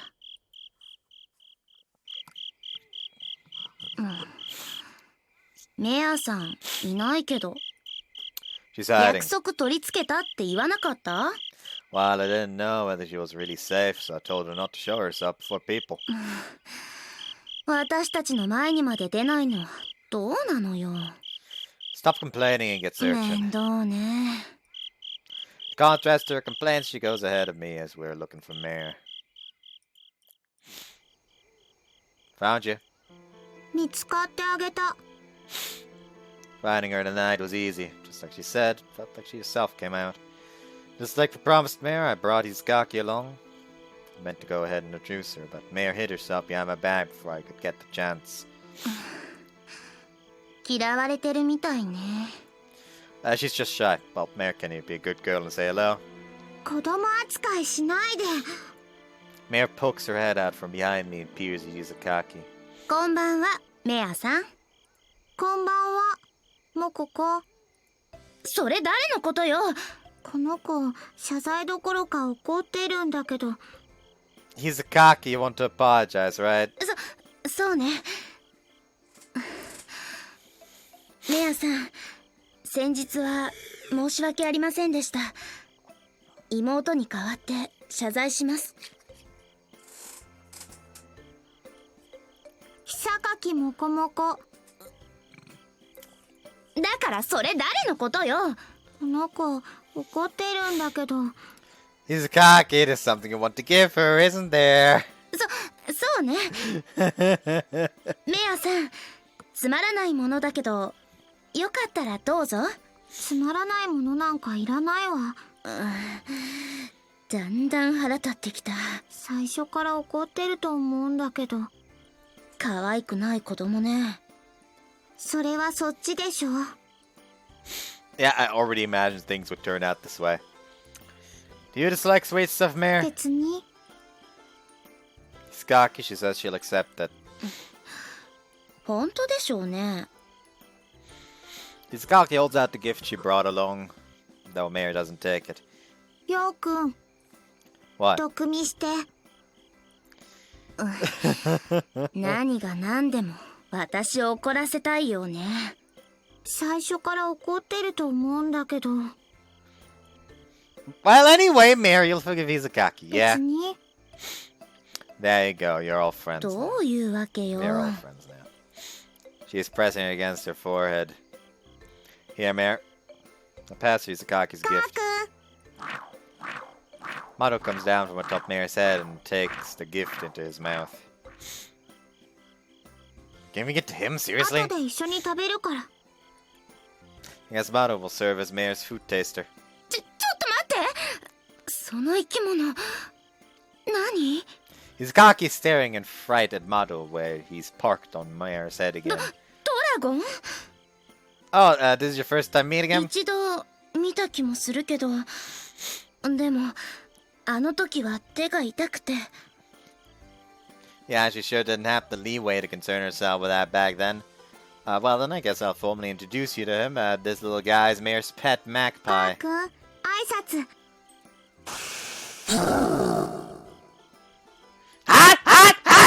よくできました。 I'm not the one he's supposed to be greeting. もう何でもありなのね。 Seems like Izaki's headache is rather severe. もう用は済んだ。メアさんが許してくれたのなら、私の用はあと一つだけね。何？メアさん、夜のひばり港に勝手に入ったそうね。それが何？ひばり港の夜間の立ち入りは禁止よ。それでなくてもあなたは部外者なんだから。たとえテンクルの部員だとしても。二度と勝手に入らないように。いや、ここまできっぱり反抗されたのは初めてね。Well, I promise Mare understands what that what she did is wrong. 本当でしょうね。私がこの世で最も嫌いなものの一つは反省よ。反省の色ゼロね。Today's objective was ultimately getting your apology, and right, just let her off. She seems discontent by the word apology. It probably works, as she nods in response. Playing mediator between these two is terribly exhausting! Hold on, Mare, we aren't done here yet. 何？ It's about the other culprit that attacked you. Well, she shouldn't be trying to attack you again. 信じられるの？ I'm not 100% certain, so don't let your guard 分 down. かった。 I'll also keep my eyes open. 注意しなくていい。 Why? 怪我するから。 Are you worried about me? そうじゃない。怪我されると落ち着かないだけ。 Izakaki hasn't said anything for quite some time. 顔色が悪いけど、モコモコ。誰よそれ。 Is it the same as last そう night? よ。呆れてるの。 Tell that to the Marines. You're feeling sick, right? Was it because of the lookout? なんでもないから。 Or did you have that nightmare again last night? なんでもないったら。 It hardly looks like nothing to me. 心配しなくても平気だから。 If you're feeling sick because of that nightmare, what about having Mare reap it? え？ I turn around to Mare. Mare, can you reap Hisaki's nightmare? 榊って誰？ The person right here in front of you, you called her Hisakaki Mokoko or some just a bit ago. そうだった。榊モコモコ。さっきから名前間違ってるのわざとでしょあなた。 After yelling, she crouches down. I guess it's made her headache worse. Look, don't push yourself. 誰のせいよ。 Hisaki tot is upright. 悪夢を狩るってまさかその鎌で狩るなんて言わないわよね。 Sorry, but you're right. 私は祭わぬものじゃないわよ。 I've heard that term once before from Mayaka at the summer festival. I think you've gotten the wrong ideas somewhere. The nightmares Mare speaks of are memories. それも違う。ヨウくんの悪夢を買ったらたまたま記憶だっただけ。 Huh, really? そうよ。私は記憶を狩る死神じゃない。悪夢を狩る死神なんだから。 It would appear I've been mistaken all this time. なんか話についていけないんだけど。希望するならあなたの悪夢買ってあげる。鎌振り上げて殺す気？ After yelling, she crouches down again. I told you to be careful. あなたたちのせいでしょ。 Fuming, she stands up. With her scythe still raised, Mare gazes at Hisakaki with a questioning look on her face. What's こ wrong? んなこと前にもあった気がする。 While tilting her head in puzzlement, Mare asks. あなた、私と会ったことある？初めて会ったのは海水浴の日ね。それよりもずっと昔。昔？あなたがもっと小さかった頃。会ったことなんてないわよ。嘘。なんでよ。 Maybe it was Kosame? 双子の妹だっけ？ Knowing you, I'm surprised you actually remember バ that. カにしないで。小雨もメアさんと会ったのは海水浴の日が。そんなはずないわ。 She declares with confidence. 私は過去、あなたのうちのどちらかに会ってる。私が初めて悪夢を買った日だから覚えてる。二人が子供の頃、私はどちらかの悪夢を買ったことがある。 For real? 本当。 You met either Kosame or Hisakaki when they were young and reaped their そう言 nightmare. ってるじゃない。 For real? なんで疑うの？ While I know how forgetful you can be, 興味あることしか覚えたくないだけ。なんだかよく知らないけど、メアさんが言ってるのは少なくとも私じゃないわよ。むしろ、モコモコが忘れっぽいのかもしれない。モコモコじゃない。それに忘れっぽくなんてないわよ。 after yelling, she once again crouches down. At any rate, what of concern of Hisakaki's condition? What's of concern is Hisakaki's condition. What Mare said is deeply intriguing, but I'm more worried about Hisakaki ま right っ now. たくよ。頭痛くて割れそうだわ。 Want me to lend you my shoulder? 平気だから。 She gets up.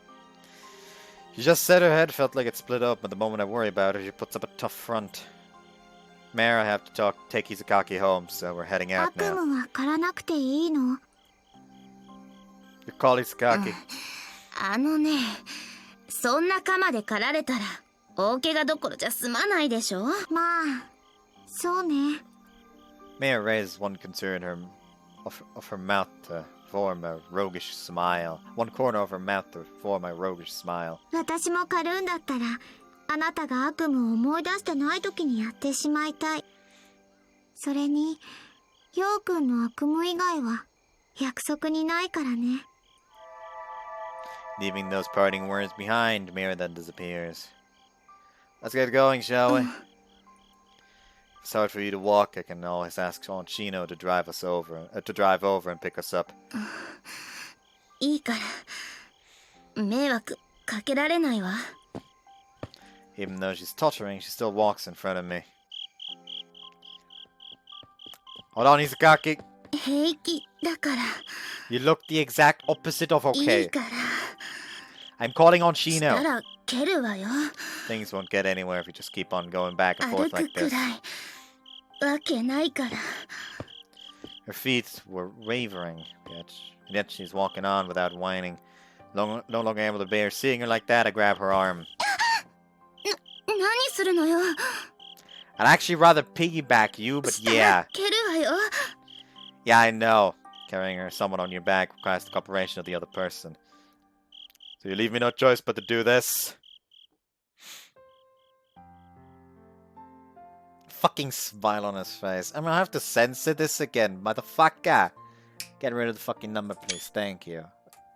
Just dark, shadowy things at the bottom, I guess. Or alternatively, rays of shining light from this lamp right here. Not giving her the time to throw any objections my way, I quickly lift her up in my arms. Izukaki blinks repeatedly in shock. Her long eyelashes shake softly. 何？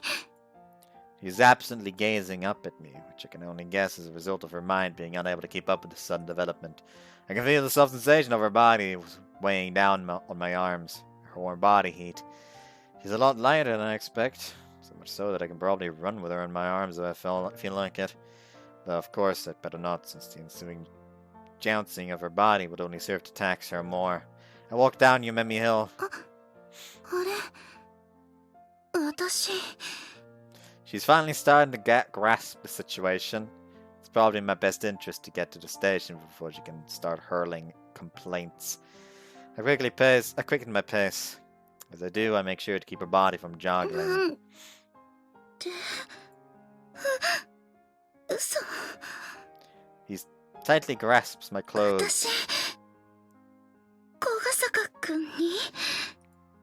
The station is still far away. I'd say we still have another 5 minutes before getting there. Oh, if you're out there, God, please, oh, please spare me from her foot. 小ヶ坂くん。 Yeah, なんで。私。 mind that for 小ヶ now. 坂くんに。こんな。抱かれて。 Well, you didn't want me to piggyback you, right? うん。 She's surprisingly calm. Thank God for the fact that she isn't thrashing about. I want to capitalize on this windfall to quickly reach the station before that changes. でも。あれ？こっちの方が。なんか。恥ずかしい。ような。 It's pretty late, so no one will see us. Her gripping on my jacket strengthens. でも。 Her grip on my jacket scraps. Her grip on my jacket strengthens. Everything's alright. うん。あれ？ Just don't question it. うん。あれ？ There's nothing strange about this. うん。あれ？ Her thought process is caught in a loop. Izukaki must be bad at dealing with sudden turns of events. 小ヶ坂くん。 What we're doing, it's completely normal. うん。 The station finally comes into view. Seems like I'll reach the goal scot-free. Not free. Everything's just fine. 嘘 I'm not. 嘘 No, I promise I'm not. Just believe me. Please. 信じ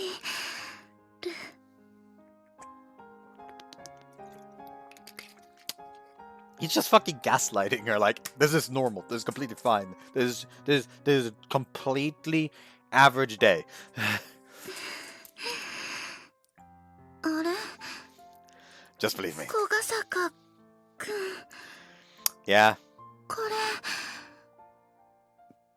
抱っ Right. こお姫様抱っこ Right.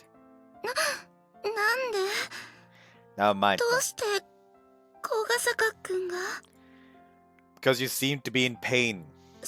そんなこと Yes, it is true. 平気 No, you aren't. なんで Never mind that. こんなのおかしい It's perfectly normal. I was worried about you, so I'm taking you to the station. Nothing strange about it.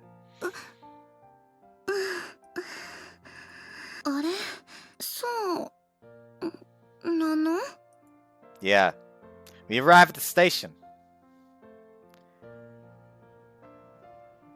I carefully put Tizukaki down feet first. Think you can stand on your own? She's still in a daze. Want me to take you all the way home? Perfectly fine with that if you need me to. Patiently wait for her to answer.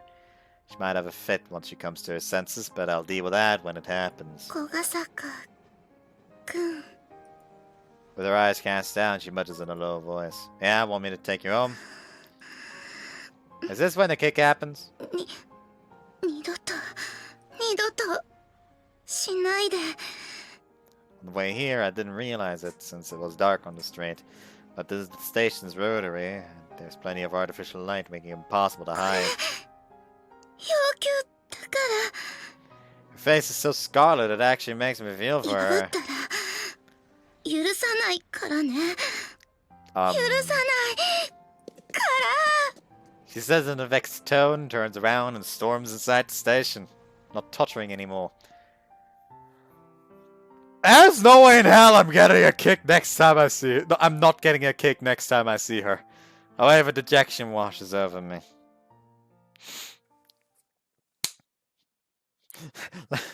Like Komomo just arrives at home like, fuck. This is bad. Tizukaki Komomo jolts upright in bed. It appeared again tonight, that dream in which she falls amidst the sunset background. She's aware of what awaits her once she reaches ground, painfully so, and she can never do anything to change that outcome, no matter how strong her will not to fall is, no matter how much she struggles. In the end, she perishes with a world of twilight overhead. なんなのよ A dream tinged in crimson. A nightmare amidst the sunset. However, this nightmare was slightly different from the one she had been seeing before. 3 days ago, a change manifested. In the midst of her surrounding full of crimson, other colors had, for the very first time, appeared. There was something else besides just red. Those colors were light green and black, she thinks. The green she figured to be vegetation. As for the black, it was probably either the ground or the sky, if not perhaps both. While she had not felt the wind or anything else of the sort, she had gotten the distinct feeling that she was outside. Her memory of it is fuzzy. It was likely a result of her vision spinning, but nevertheless Komomo has no way of judging whether she is falling towards the ground or the sky either. Now, however, there is one thing she is sure of. That red really is the red of a sunset. That sunset around me, I died within that dream, she thought. She heaves another sigh. The sensation of her pajamas sticking to her skin from sweat disgusts her. She wants to take a shower, but her fiercely pounding heart prevents her from moving.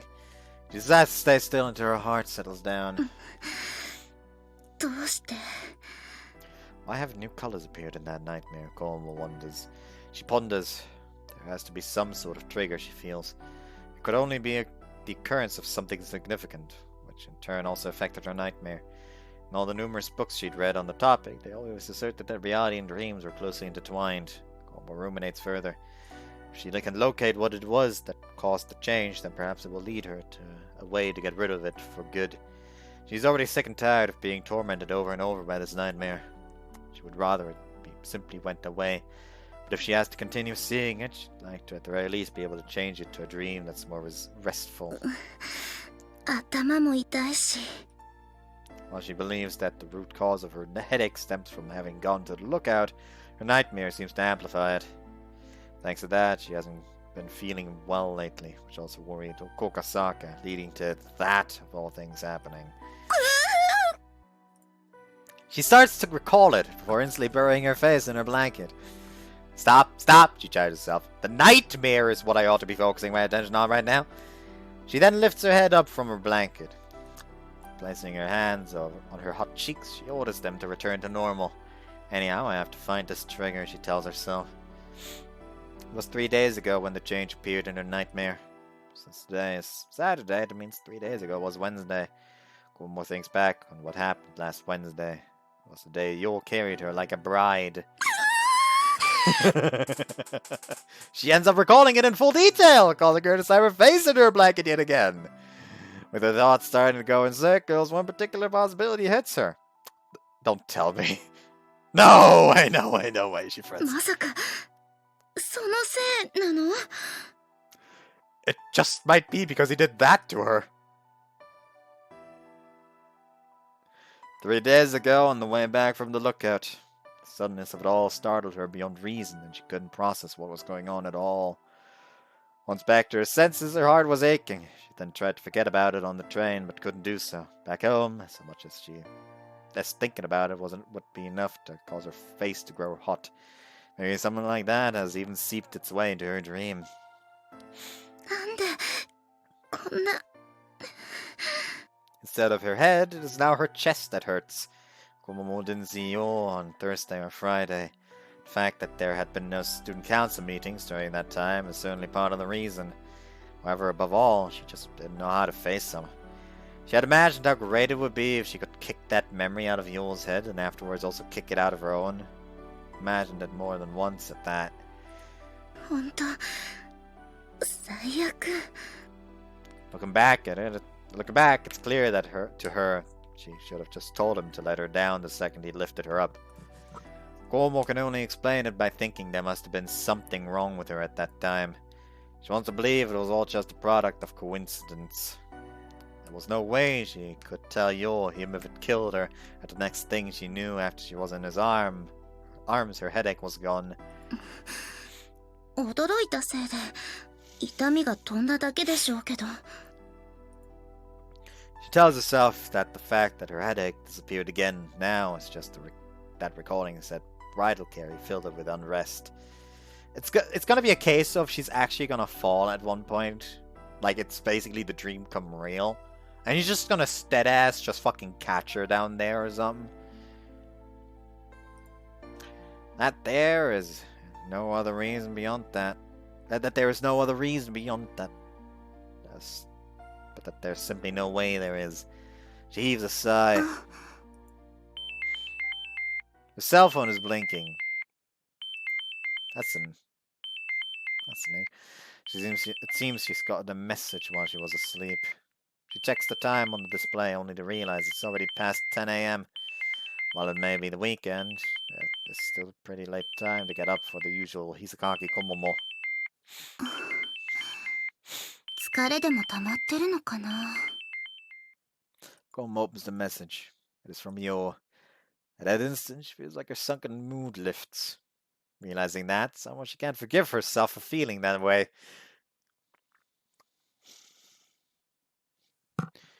We agreed upon helping Izakaki with the shrine work today, on Saturday. Although I haven't met her for the past 3 days. You could say it was because there were no student council meetings, but Izakaki hadn't shown up at the club either.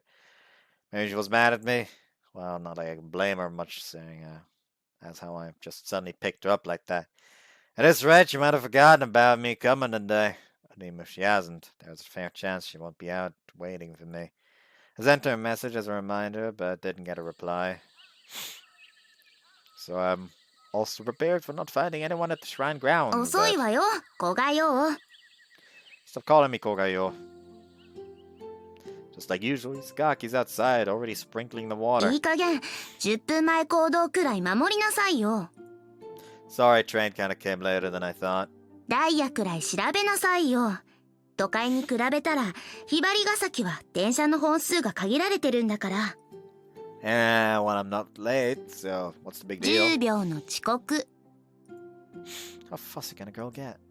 She's sullen, but doesn't appear to be mad. I'm certain she wouldn't be out here in the grounds, or by some chance she was, she'd be calling me names first thing. So this was pretty anticlimactic, to be honest. Well, I'm just glad it was beer from tasting a kick. それじゃあオケに水汲んできて。 Before that, I wanted to talk about Bam. And I was feeling really relieved I wouldn't get kicked. 結局って何のことよ。 Whatever, just forget it. So, yeah, like I was saying. あのことには触れないで。 I still haven't even said what I want to talk about. The tip of my nose starts to hurt like あ absolute の hell. ことってあれでしょ。お姫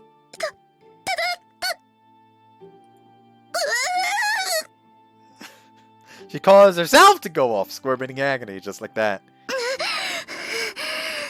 Oh, you mean the bridal carry? Bomb. 触れたら蹴り倒す。 Yeah, except she already has. いいから早く水汲んできなさいよ。 Look, you're on the wrong page here. I stand up while holding onto my nose. I want to talk about that nightmare, you know, the one you're seeing all the time. それが何よ。 Guessing you had it again last night? なんでわかるのよ。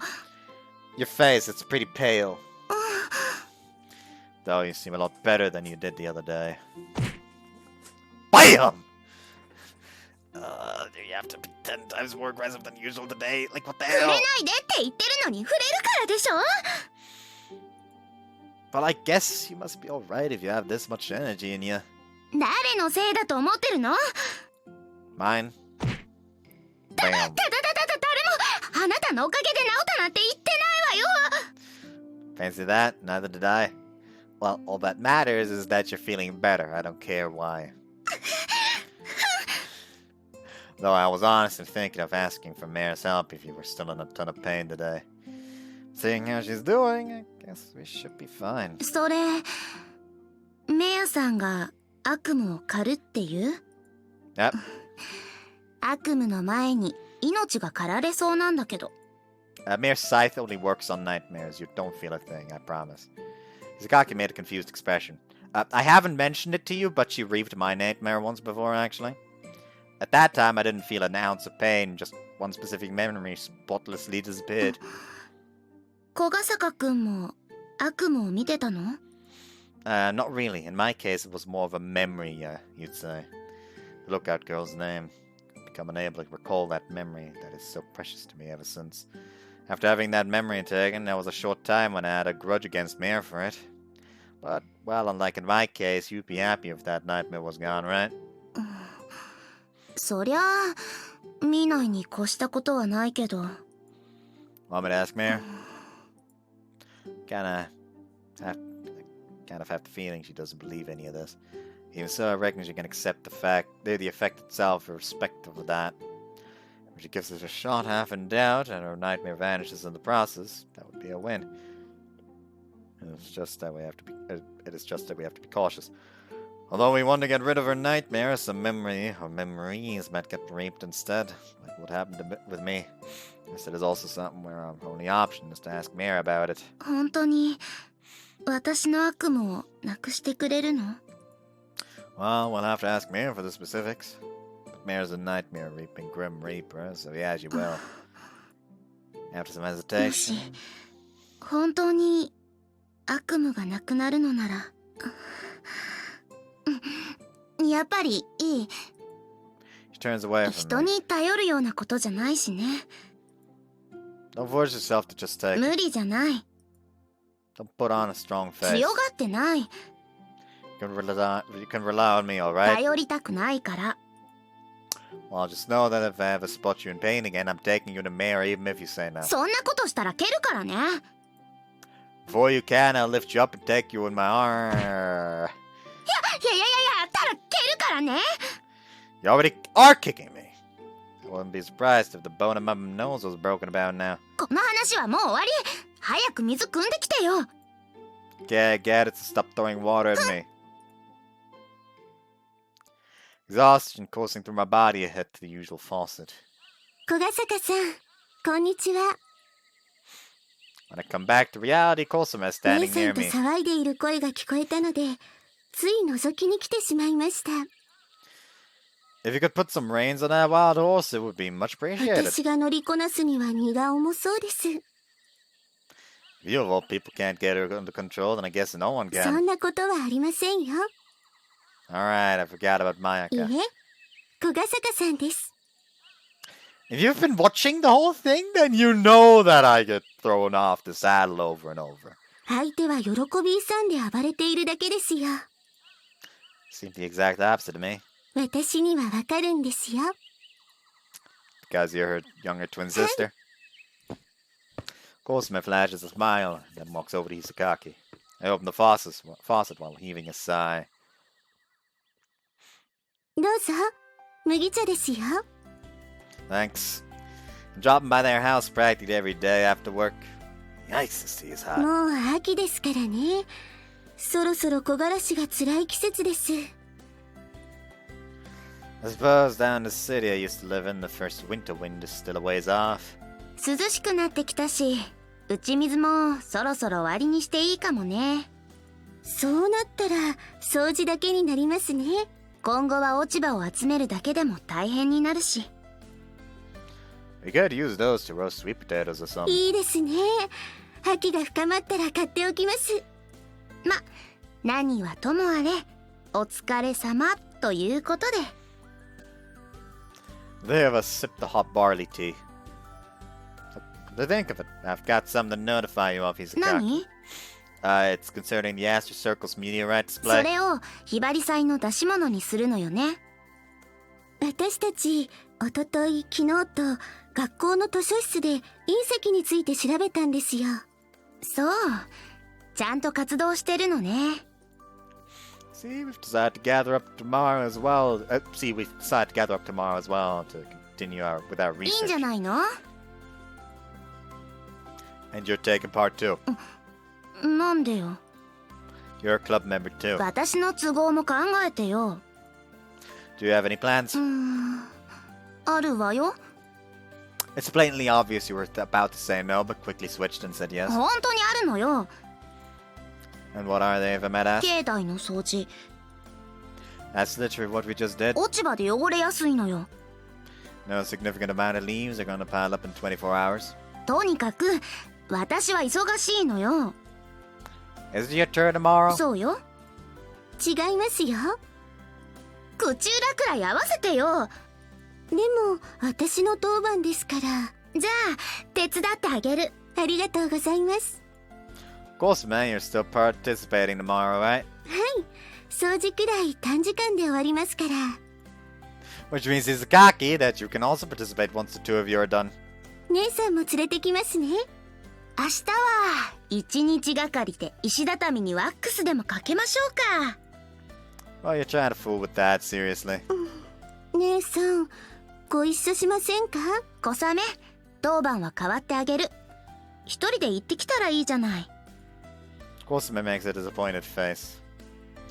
I thought you were supervising us. Who knows what might happen if you aren't there? 天体観測の活動で屋上使うならいざ知らず。天体観測の活動で屋上使うならいざ知らず。ただの調べ物なんだから問題ないでしょ？ Can't say for sure unless you come yourself. 小ヶ坂くんが一緒なら大丈夫でしょ？ What if I told you I might be the one to start some trouble? できるものならどうぞ。そっちも生徒会役員の一員ってことを忘れないように。Well, I'll just blend that fact out. そうしたら、あなたを推薦した私が他の役員から責められるだけね。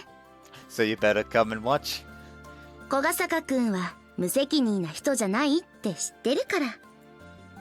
I would have told you your perception of me was wrong. だとしたら私に人を見る目がなかっただけの話ね。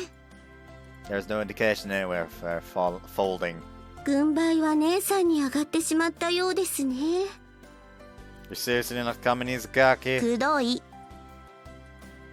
Guess this is where I have to throw in the towel. もう部屋に戻るわ。宿題もあるし。 Giving us no time to stop her, she leaves the 小 living 笠原 room. さん、明日の集合場所はどうしますか？ I'd say we're gathering on the site. でしたら神社の境内になりますね。 Right, we'll meet up here at the shrine. 待ちなさいよ。 And now she's back. Welcome back. お帰りなさいませ、姉さん。二人ともどういうつもり？ What do you mean? なんでテンクルがここに集まるのよ。 You just sweep the grounds. Don't mind all of us watching you.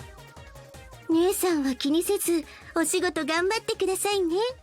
なんでここに集まるのかって聞いてるの。姉さんなら見当がつくんじゃないですか？ Gosame puts up her index finger. 私たちのこの神社はひばりが崎の隕石を祀っているじゃないですか。 There's a meteorite and shrine in the main building, yeah? はい、そうですよ。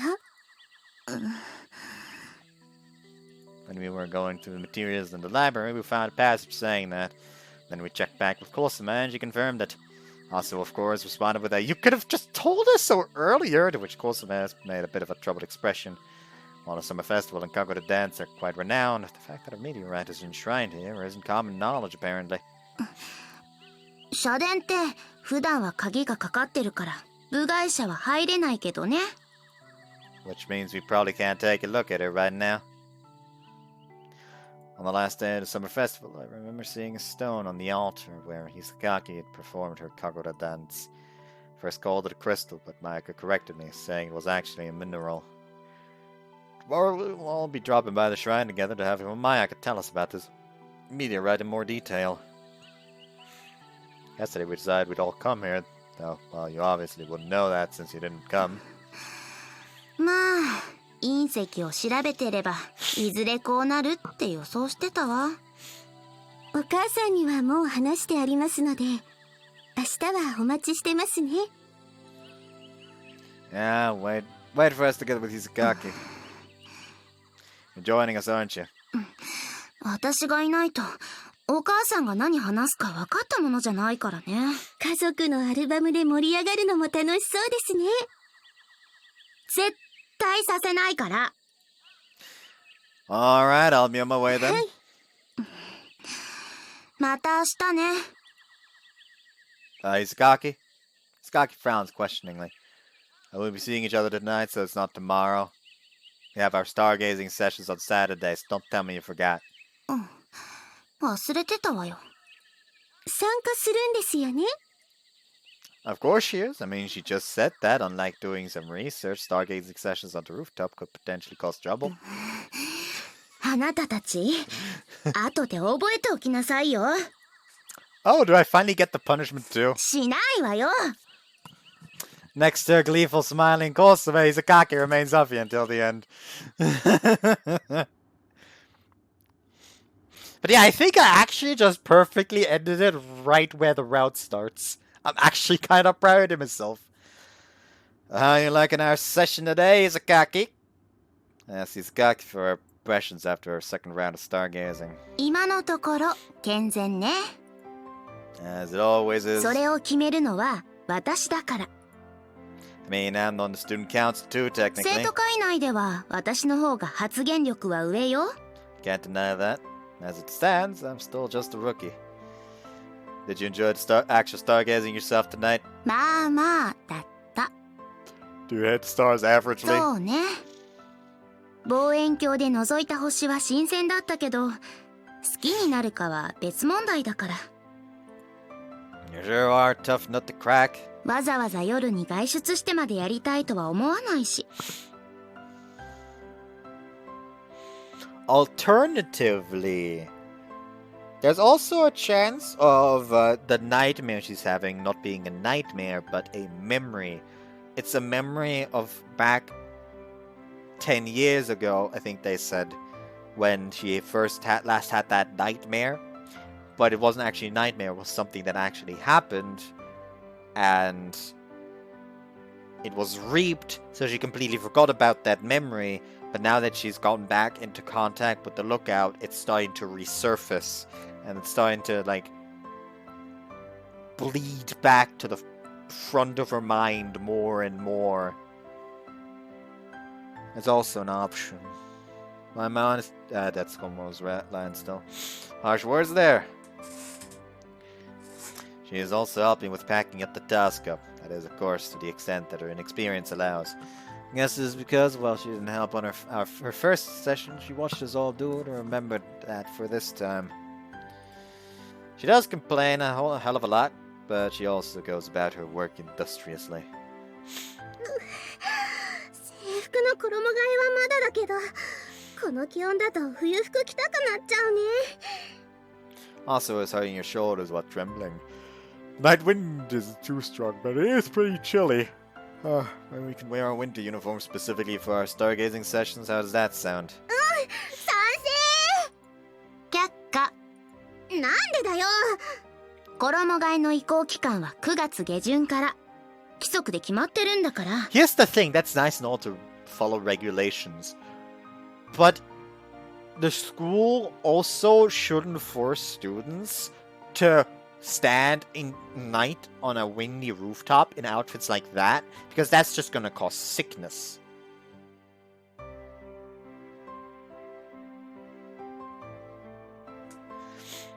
部活動の時間くらいいいじゃない。そんな例外は認められない。小笠原くん、早速出番のようだね。They tried to tell me to change the school regulations. 君はテンクルのために生徒会に入ったんだからね。No, actually, I didn't. Truthfully, there were two reasons why I joined. One being I wanted to use Gaki for the hair-end injury. As for the other, well, simply because I was inspired by seeing Izakaki work so diligently for the sake of the student body. 裏切り者扱いされないために頑張ってください。You don't like the cold, Aoi? 気分を害するものはすべて嫌いです。Her reply couldn't be any more clear. Then I guess I'll try my best. 言っておくけど、小笠原くんが生徒会で打診しても、私が立ちはだかるわよ。私はようちゃんを応援するよ。私はどちらも応援しますね。僕は最終的に部費をアップしてくれる方を応援するよ。私はどうでもいいです。While everyone is throwing out arbitrary comments, we finish packing up. On the way off the rooftop, I ask Izakaki something. Want to swing by the lookout now? どうして？ To meet Mare. Just like last time, Mare didn't come to our stargazing sessions. She's seriously whimsical. メアさんに悪夢を狩るのをお願いするんなら、余計なお世話。You don't want her to? そうよ。Kind of curious, what happens in these nightmares of yours? Received no reply to that 小笠原 question. くん、 Instead, she says to me, どうして星には色がないのかしらね。見上げてもすべて同じ色に見えてしまう。肉眼だって望遠鏡を覗いたってわずかな違いはあるんでしょうけど、私にはわからないわ。 You colorblind? 人間の目は光を蓄積しないんだ。だから星には色がないように見えてしまう。光を蓄積できるカメラを使えば鮮やかな色彩の天体が映るんだけどね。Apparently overhearing our conversation, Okaizumi gives us this explanation and leaves the rooftop. What color would you want the stars to have? He gives me a peculiar answer. 夕焼けと違う色がいいわ。She replies without the slightest speck of hesitation. Does that mean you hate the color う red? るさい。 Are you getting all huffy on me now because you're feeling sick? Want me to ask Mare to help you with your nightmare? 頼まないってば。 Well, I just don't force yourself to take it when you're hardly して can. ないってば。 Even if I ever think you are at some point, then I'm taking you to 行かな Mare. いで。Protest all you want, but I'll just lift you up and take you in my arm. Bam. 誰もまたやってほしいなんて言ってないわよ。 Fancy that! I've never said anything about that either. 二人とも早く出てくれないと屋上の鍵閉められないよ。 Izagaki turns away from where I'm currently lying on the ground and stomps away.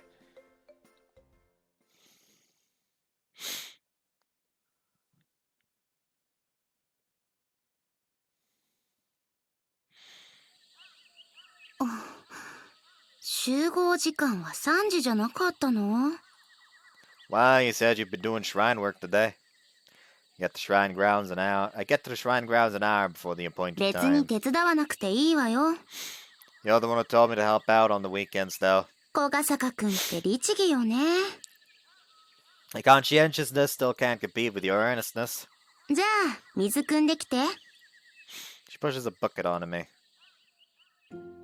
I thought we were done with the water sprinkling for now. 気温がまた高くなったから。ちょうどこの時期って気候が安定しないじゃない？ Also makes the easiest time to get sick. 気をつけなさいね。 You too. 言われなくても。 Did you have your nightmare again? 別に毎回聞かなくていいから。 So that means you see it every night? Take care of your health.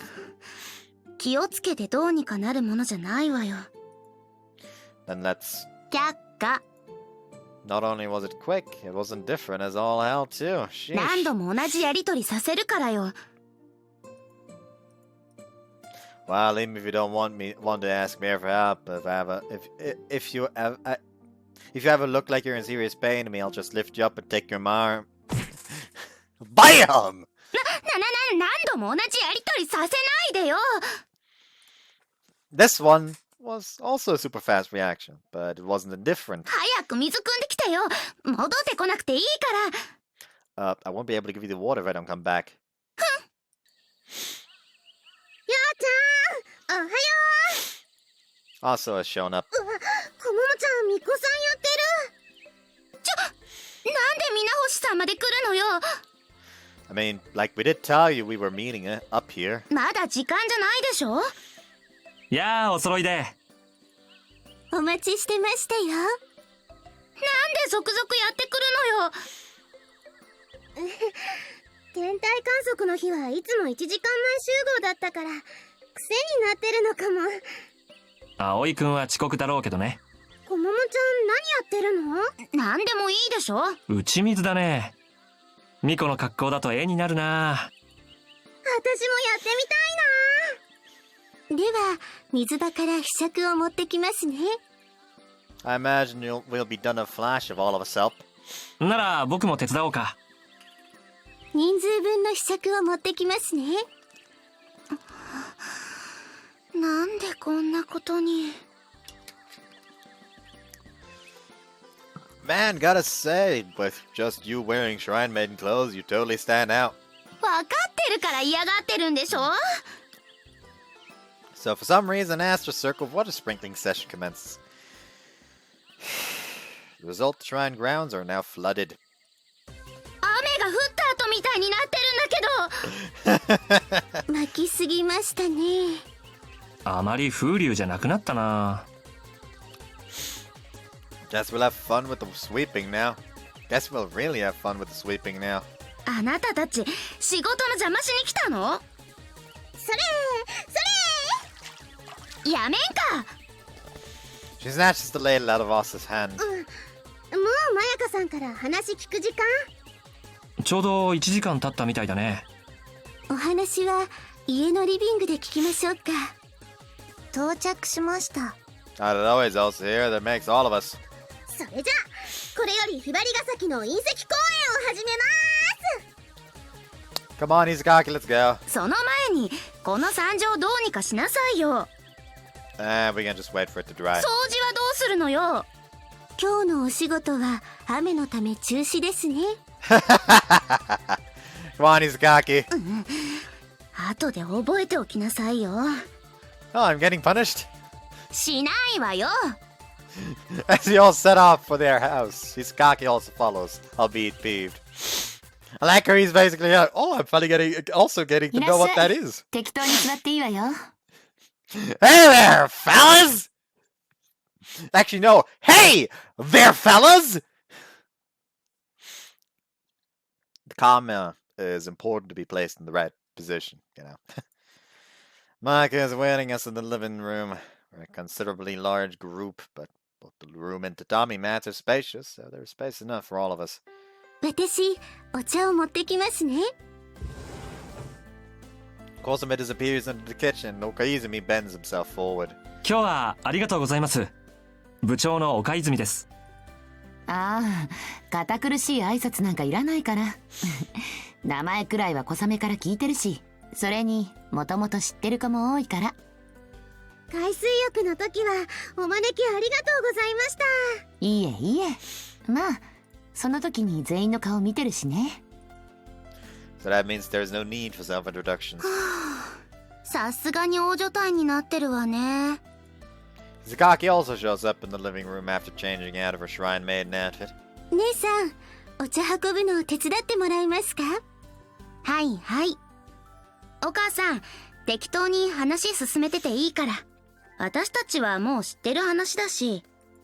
それじゃあみんな、コモモの赤裸々アルバム見る？そうじゃないでしょ。 She snatches the album out of Mayaka's 釣れ hands. ないわね。岡泉先輩、隕石資料展はボツにしてください。久垣くんの赤裸々資料展にするのかい？そんなことしたらテンクル廃部にしますから。わめいてないで、早く小雨のところに行ってあげなさいよ。変な話が聞こえてきたらすぐ戻ってくるからね。Visible indignation courses through her. Coursing through her, she enters the kitchen. 賑やかな家族。 Pretty much on the same level as ours. ちなみさんを考えると納得です。まやかさん、じゃあ早速ですけど、隕石のお話聞かせてもらっていいですか？社殿に祀ってるご神体のことよね。いいわよ。暇つぶしになるし。I guess her job is to shrine. At the shrine, yes. I guess her job is to shrine's head priestess. Must not keep her all that busy. ただ、どこから話していいのか悩むところではあるわね。Mayaka folds her arms. All of us listen あの attentively. 隕石はね、今からだいたい60年くらい前にひばりが崎に落ちたのよ。日中、西の空からいきなり細長い雲が現れたと思ったら、次に大きな音が轟いたそうでね。その頃のひばりが崎は今と違って畑が多かったから、ちょうど畑仕事に出ていた人たちがたくさん目撃したそうよ。今は廃館になってる宇宙科学館には天文台があったんだけど、そこの研究員も見ていたらしくて、空から飛んできた隕石がひばり山に落ちたんじゃないかと計測したの。ひばり港の近くに展望台があるわよね。あの一帯の山のことよ。そしてその研究員の知らせから山に隕石が落ちたと町でも噂になって、ひばりが崎の住民がボランティアの捜索団を結成したのよ。当時はお祭りみたいに賑わったそうでね。みんなでひばり山に踏み込んで、整備されてない林や谷までくまなく探し回ったんだって。そしてめでたく隕石は翌年に発見された。それがちょうどひばり港が開港した年だったのよ。ということは、隕石が落ちたのが56年前、発見されたのが55年前になりますね。詳しい年は覚えてないけど、そのくらいでしょうね。先輩、よくわかりましたね。ひばり港は今年で創立55年目だからね。I'd also heard that through Kosame when I was checking the yearbooks in the library back around when I just started. ひばり港は今年で創立55年。数字が合わない。ひばり港は開港した当時、数字が合わないのは一期生が卒業。ひばり港は I'm not gonna 開港した当時、 wait 木 overly 造 long 校舎だっ since たそう this で is す。 flashback. If you want to read 体育 to 館も refresh プールも yourself, ま pause. た通学路の夢見坂 I'm も gonna ほ lead と to んど like そ a れでもこの second 場所にひば to り港が建てら pause れたのは so you can 様 actually have 々 a な理由があ chance. ったそう。理由 But の I'm 一 not つ gonna に like go out of the 高 way 台である and こと wait が for 挙げ the られます。 spoken line to ひば finish. り港は創立1年目にしてなんと天文部が存在していたんですよ。 Well, does that mean the reason the school had an astronomy club since its inception was because of this? そうよ。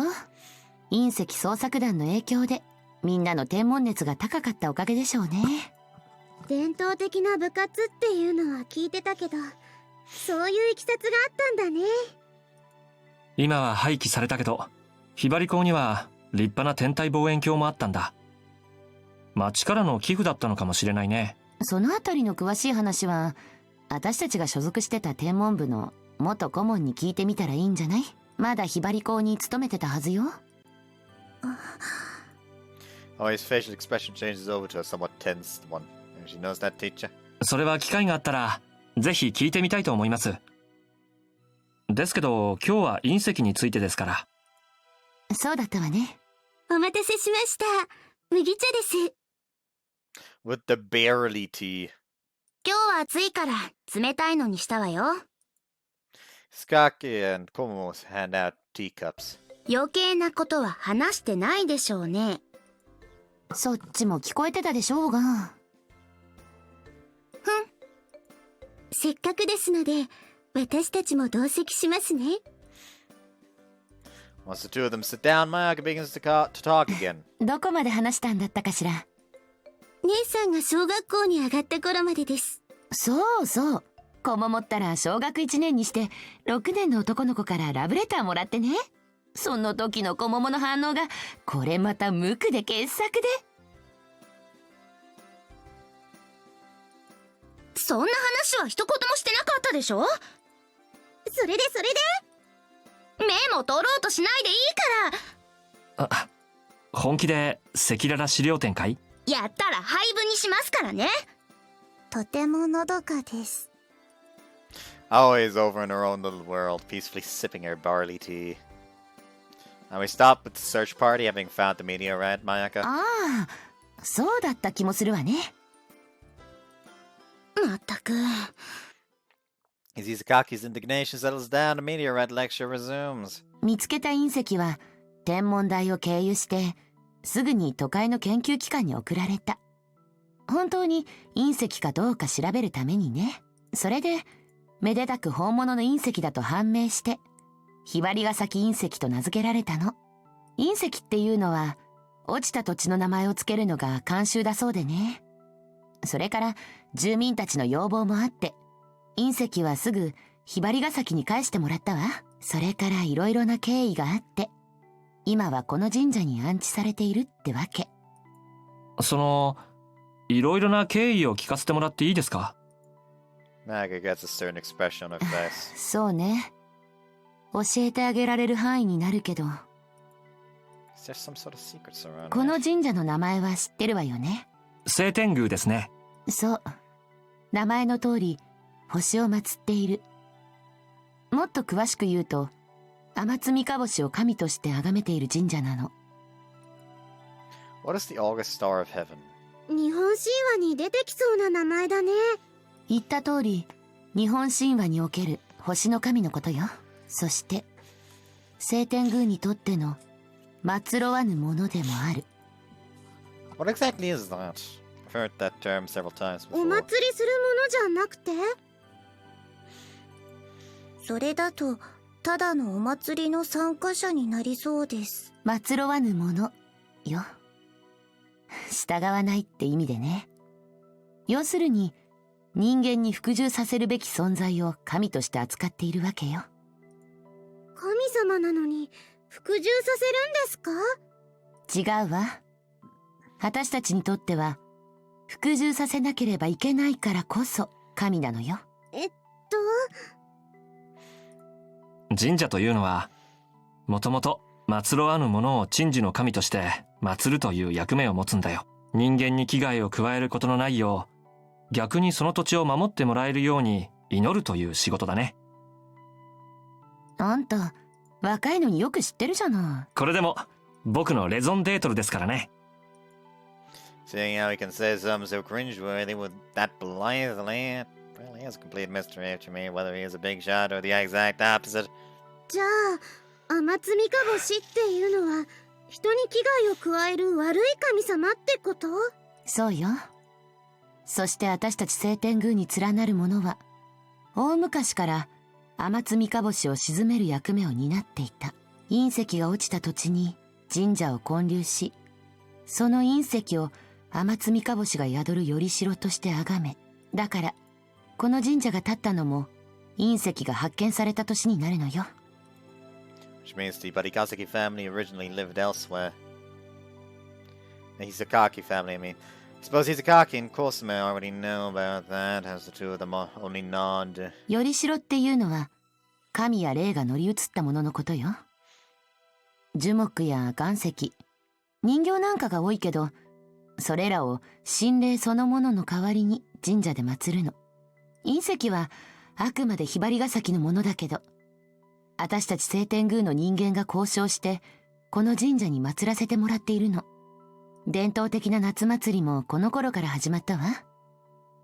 ひばりが崎としては集客にもなってちょうどよかったんじゃないかしら。Having reached a decent stopping point, Marika takes a sip of her barley tea. 天津三日星って隕石の霊みたいな感じですね。人に危害を加えるなら悪霊です。そう取ってもらっても構わないわよ。小笠坂くん、何か気になることでもあるのかい？ Oh, no, there isn't. I was just recalling that time when I confronted Kosame at the lookout. The feeling that there's a real connection between what Marika has told us and what Kosame said to me back then. 神様が降臨するってよく言うけど、隕石には星の神様が降臨するんだって考えられるよね。とはいえ邪悪な神、略して邪神ですが、せっかくロマンチックにしようとしてるのに。私は邪悪な方をプッシュしていきたいと思います。I guess we'll be in for a dispute when it comes to how we'll depict this in our display. 恒例っていう解釈もできそうだね。聖天宮の人たちは口寄せを生業にするんじゃないですか？鋭いわね。聖天宮の巫女は代々神託や口寄せを得意にしていたという記録もあるわ。自身の体に神を招き、あるいは死別した先祖の霊をつかせ、その言葉やメッセージを皆に伝える。そんな神託や口寄せに似た儀式を私たちは精霊の儀と呼んでいるのよ。精霊？星の霊と書いて精霊よ。精霊とは違うのかな。口で言うだけだとこんがらがりそうです。実態は似たようなものなんだけどね。お母さん。Kosame cuts in. みんな小雨と小桃の友達でしょ。教えたって問題ないわ。私、その精霊の儀って知らないわよ。小桃にも昔に教えたわよ。忘れたんじゃない？記憶力はいいと思ってたんだけど。差し支えなければ教えてもらっていいですか？ええ。Marika nods without hesitation. 聖天宮に伝わる精霊の儀っていうのは、星砂に死んだ者の魂を下ろす儀式のことよ。Star Sand. 星の形をした砂？海の生き物の殻の総称よ。正体はアメーバに近い単細胞生物で、貝と同じカルシウムでできている。それらが死ぬと柔らかい部分が硬くなってそのまま砂浜に残るのよ。See, and those shells happen to look like stars. 海は生命の源と考えられているし、その生命の抜け殻に新たな命を吹き込むというのはちょっと説得力があると思わない？言い得て妙な感じですね。来たよ来たよ、ロマンチックなお話が。意志を持つアメーバ、いわゆるスライムみたいなものですか？なんで葵さんはすぐ邪悪な方に向かうんだよ。善良なスライムもいそうですが。精霊の儀で生まれた存在はちゃんと人の形をしているそうよ。そう伝わっているわ。Sounds like they're just ghosts, really. 高級的な存在なんですか？信託や口寄せと違うのはその点ね。メッセージを伝えたらお役御免とばかりにすぐいなくなるわけじゃない。信じられないかもしれないけど、見た目は普通の人間として日常生活に溶け込むこともできたって話もあるわよ。So that's gonna be the spirit. Not the spirit, I mean, that's gonna be Mare, isn't it? Everyone lets out a breath that is something between a sigh and an expression of wonder. それに関連したおとぎ話もいくつか伝わっているんだけど、聞きたい？ぜ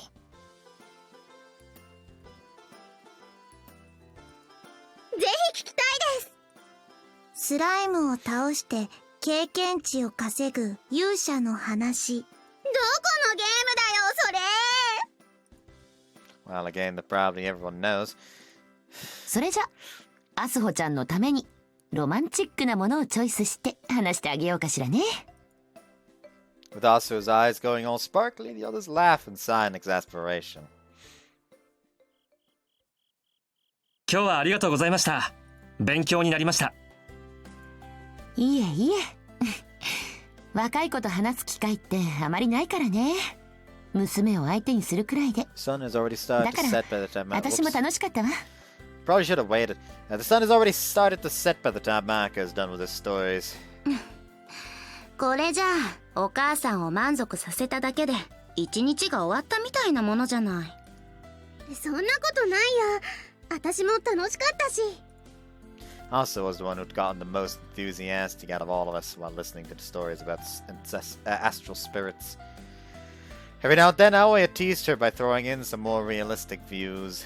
そろそろおいとまですか？ Looking at the time, yeah. まやかさん、今度またお邪魔していいですか？よかったら隕石の写真撮りたいんですけど。いいわよ。次来た時は社殿の鍵を開けてあげるわ。ありがとうございます。隕石についてたくさん収穫あったでしょうし、今日のところはこれで十分なんじゃない？ And it wasn't just a meteorite I learned about. Should Mare ever be attacked again or have anything similar done to her, I'm positive that what I'll do at that time. I'll question her. I'll move all hesitation from my mind and force an answer out of her. An answer out of Komomo, the one who called Mare a nightmare. An answer regarding her true intentions. 最後に一ついいですか？ Meanwhile, everyone else is getting ready to leave, Koizumi asks. ひばりヶ崎には56年前の他に7年前にも隕石が落ちているというのは知っていますか？そんな話もあったわね。同じ土地に再びなんて珍しいってことで住民が騒いでたから。でも結局見つからなかったのよね。2つ目の隕石に関しては何かわかりませんか？知らないわね。1つ目と違って目撃者がほとんどいないって話だし、見間違いなのかもしれないわよ。That answer doesn't seem to quite satisfy Koizumi, but he doesn't inquire further. 2つ目の隕石についても調べたいけど、こっちは資料が全然見つからないんだよね。そりゃあ現物がないんじゃね。捜索団も1年間探したそうですけど、見つからなかったんですよね。私は目撃したのにな。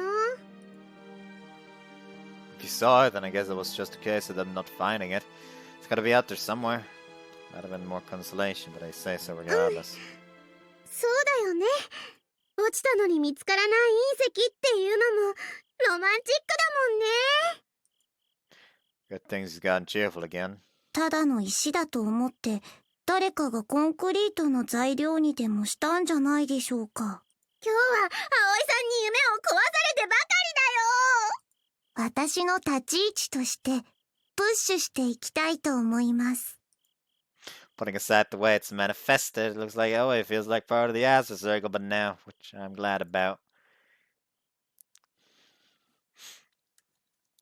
After that, we part ways at the station and all make for our respective homes.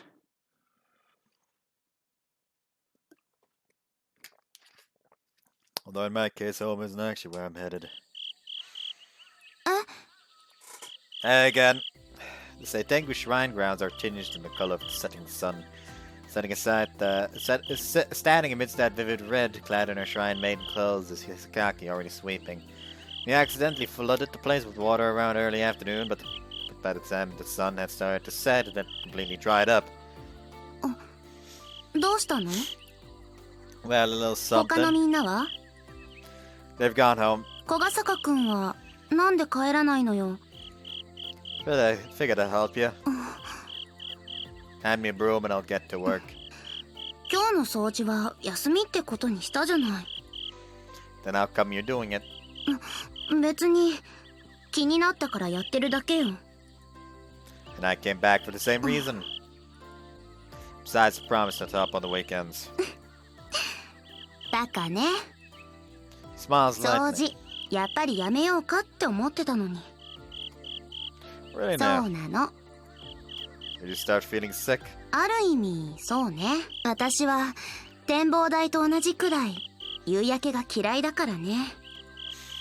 Red veiling the shrine grounds is a deeper hue than the scarlet of Hisakaki's shrine maiden clothes. だから Hisakaki quickly turns away from me. ありがとう。 What was that again? She said it so quietly I couldn't hear it. ほうき、向こうにもう一本あるって言ったの。 Gotcha, I'll go fetch バ it カ then. ね。 What she said was so quiet again, I couldn't really catch it either. However, the one thing that is clear to me is that she has a smile on her face. 姉さん、姉さん。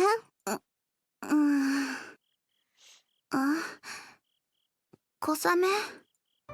今で寝ると風邪をひきますよ。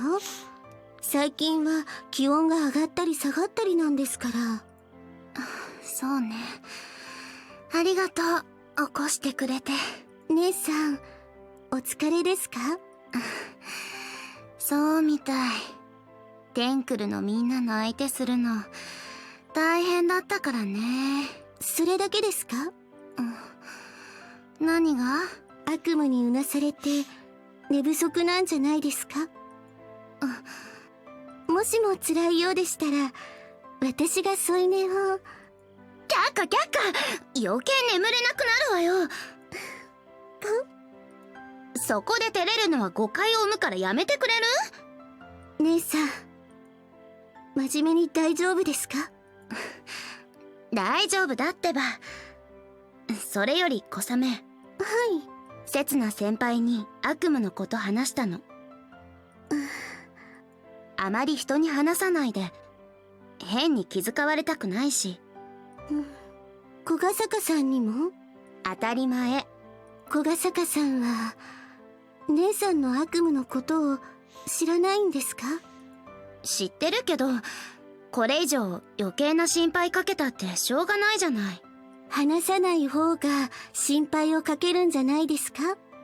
そんなことないわ。そういう仲ってわけじゃあるまいし。恋人の仲のことですか？友達の仲のことよ。お二人は友達じゃないんですか？委員会仲間と部活仲間よ。私と小笠坂さんは友達ですよ。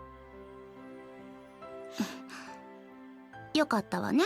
小笠坂さんの方は姉さんを友達だと思っているんじゃないでしょうか。小笠坂さん本人もそう言ってましたよね。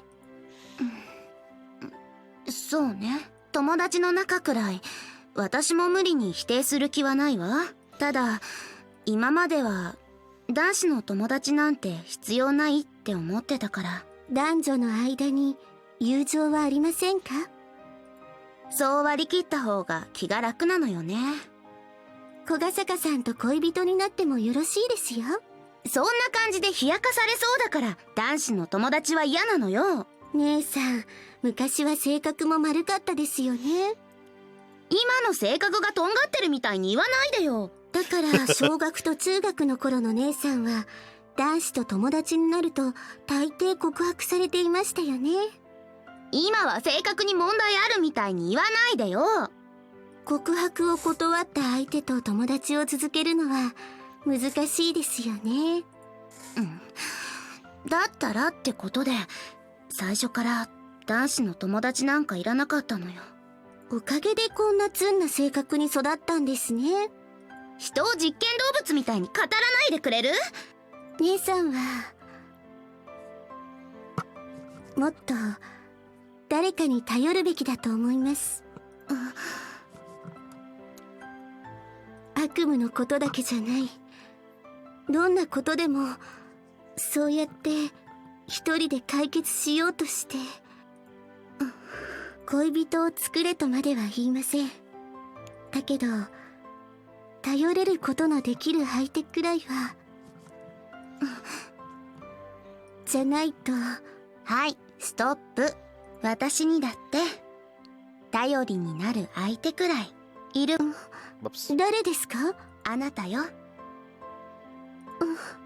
分かったらあなたも寝なさい。もう日付変わりそうじゃない。明日は学校よ。寝坊しないようにね。おやすみ、小雨。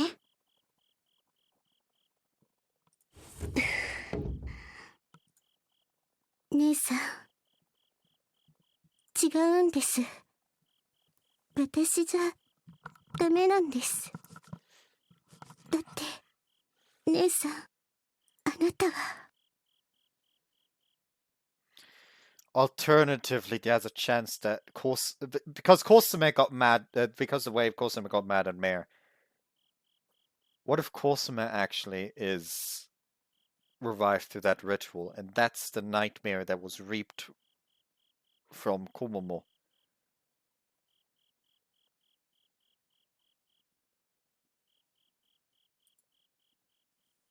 Oh, that's a possibility, and that would be pain. Fuck, why did I have to think of that? Izakaki Komomo jolts up in bed. He's had the usual nightmare, the dream in which he continuously falls amidst the sunset background. 何なの？ At this point, it has already become routine upon waking up for her to fight against the headache and a violently hammering heart rate. She can stand it no longer, and regardless of her will, she still falls. She falls, and upon reaching the bottom, is met with death. She thinks this might be how meteorites feel, unable to change anything, forced to resign themselves to their fate. They fall towards the sky, towards Earth itself. The only thing that follows is for their surface to gradually cool down after being heated intensely by entering the atmosphere, freezing and then perishing, nothing more. Just like Komomo in her dream. After crashing down, her body grows cold, so very cold that she feels she will freeze. So you can only lay there, motionless. Why? Komomo thinks peculiarly. Something is off to her. Her nightmare has always, up until this point, ended with her hitting the ground. Yet now she can recall what transpires after she reaches that point. Her nightmare didn't end there. She fell all the way down, but it went on. Or was I lying? She carefully searches through her memory. Amidst the crimson hue of the sunset, there was only green and black for other colors. Green was vegetation, the black was the sky, or possibly the ground. If the red streams from the setting sun, and that means the red is the sky, which then leads her to the conclusion that the black must be the ground with lots of vegetation surrounding it. But hearing that, she finds her end. Her body grows freezing cold as she lays there. Her nightmares always result in the loss of her life, but she knows that she must fall from somewhere and die as a result. Her headache grows in severity, which attributes to the fact that she's trying to force herself to remember. Tormented by that headache, she loses the drive to think about anything at all. I guess that is, then there's also an option of... Because they kept talking about sending someone back. So my guess is that either Komomo or Kosume actually died, which was the nightmare. So if that's the interpretation, then Komomo is the one who's actually dead, and currently an astral spirit summon, basically.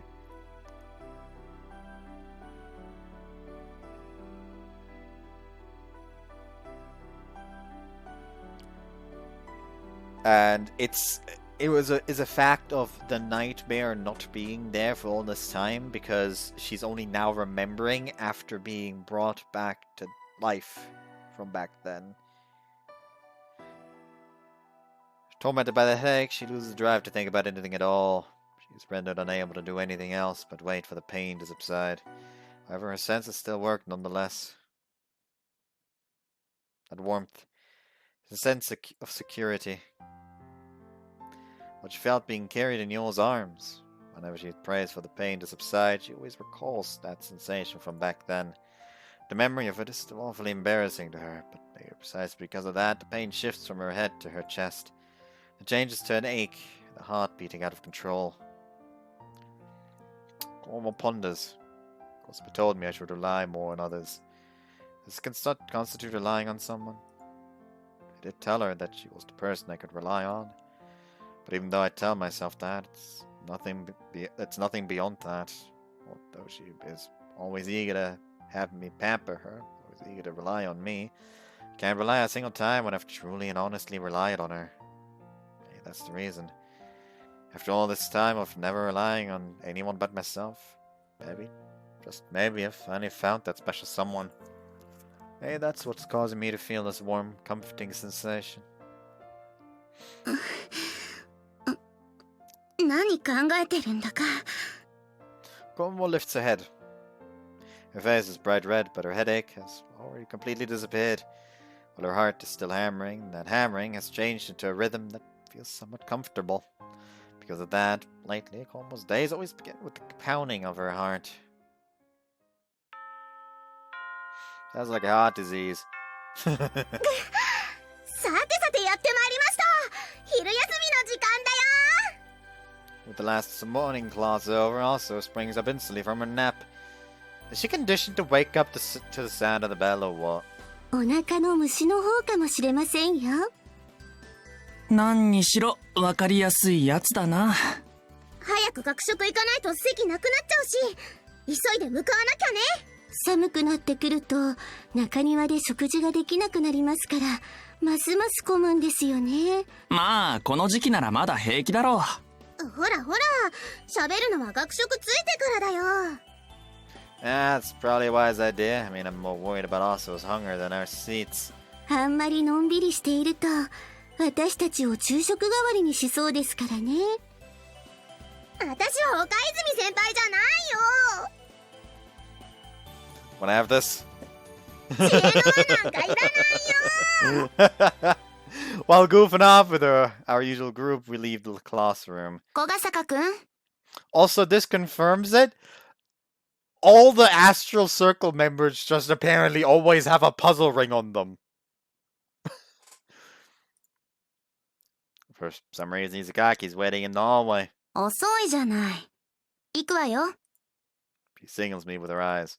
Are we doing え something? え。 What? 生徒会の仕事。 For real. 私たちこれからお昼食べるんだけど。悪いんだけど、小笠坂くんは借りるからね。ひばり祭のお仕事ですか？そんな感じね。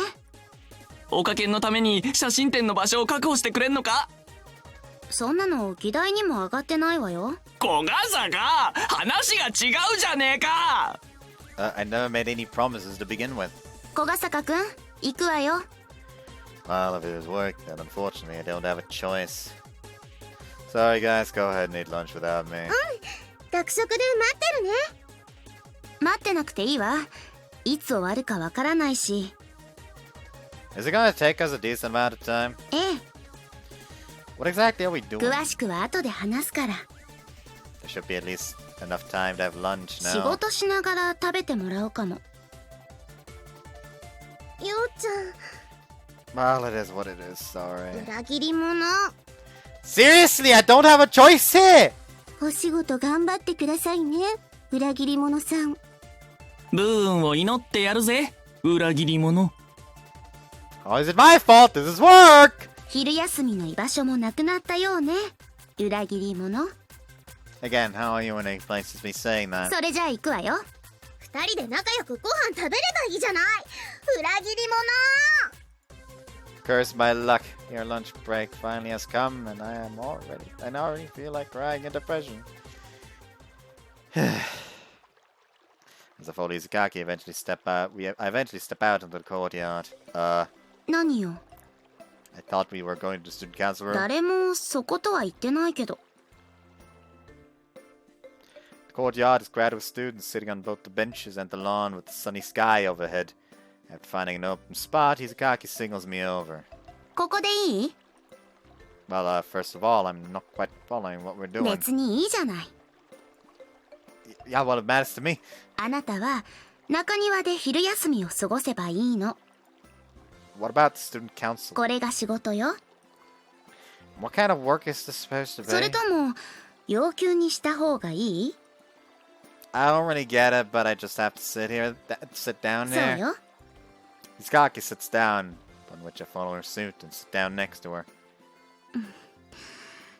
ついてきてもらって悪かったわね。 Be gone, number. Thank you. So, was the work thing just a まあ lie? ね。 So, what was this really about then? A moment of silence elapses. 一緒にどうかなと。 She says while averting her eyes from me. Yeah, well, rather what? Instead of answering, Izukaki takes something out. あげる。 It is a little something wrapped in a cloth. She is visibly nervous, her gaze wandering around up and down. In our vicinity, I catch sight of numerous students with similar bundles. So it has got to be that. Homemade lunch? Izukaki nods shortly. What for? だからあげるの。 You're giving away your lunch? Again, she nods to me. And again. So I'm the canary in the coal mine? And another. Followed by her furious shaking her head. 毒なんか入ってないわよ。 Yeah, but like, I just don't get this. I can't keep up with this sudden development. What a fucking motherfucker. Can I have this? そう言ってるじゃない。 It is even more inexplicable to me 別に now. 深い意味なんかないわ。 She hugs her knees and rests her chin on them. 作りすぎたのよ。それだけ。 My God. 捨てるのもったいないし、食べてよね。 She turns away from me with a humph. I have no reason to refuse, of course. I don't know what her purpose in doing this is, but I choose to graciously accept her kindness for now. I untie the bundle. Do you usually make your own lunch? たまにね。晩ご飯が余った時とか。学食のメニューって種類は多いけど、その分変わり映えもしないから。ずっと食べてると飽きるのよ。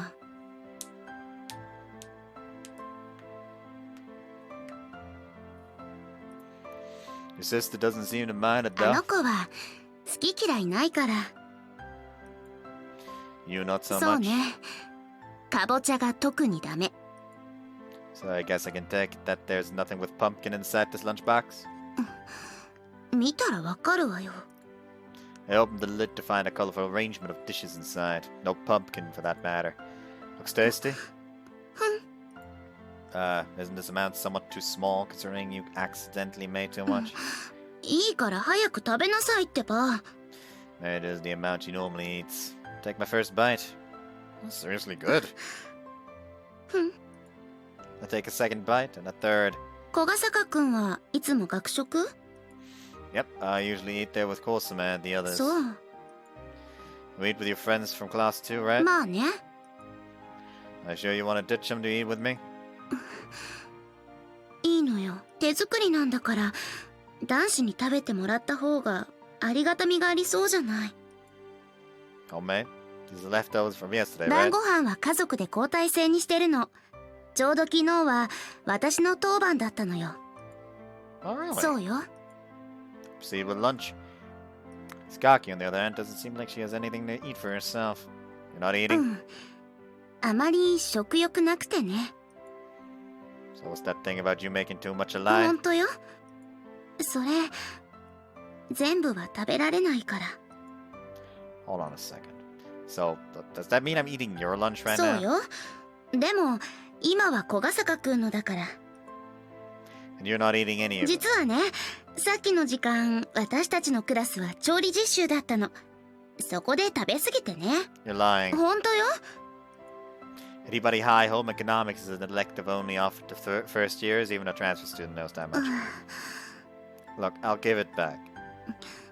いいから If you can't eat all of it, then at least eat half. いいから。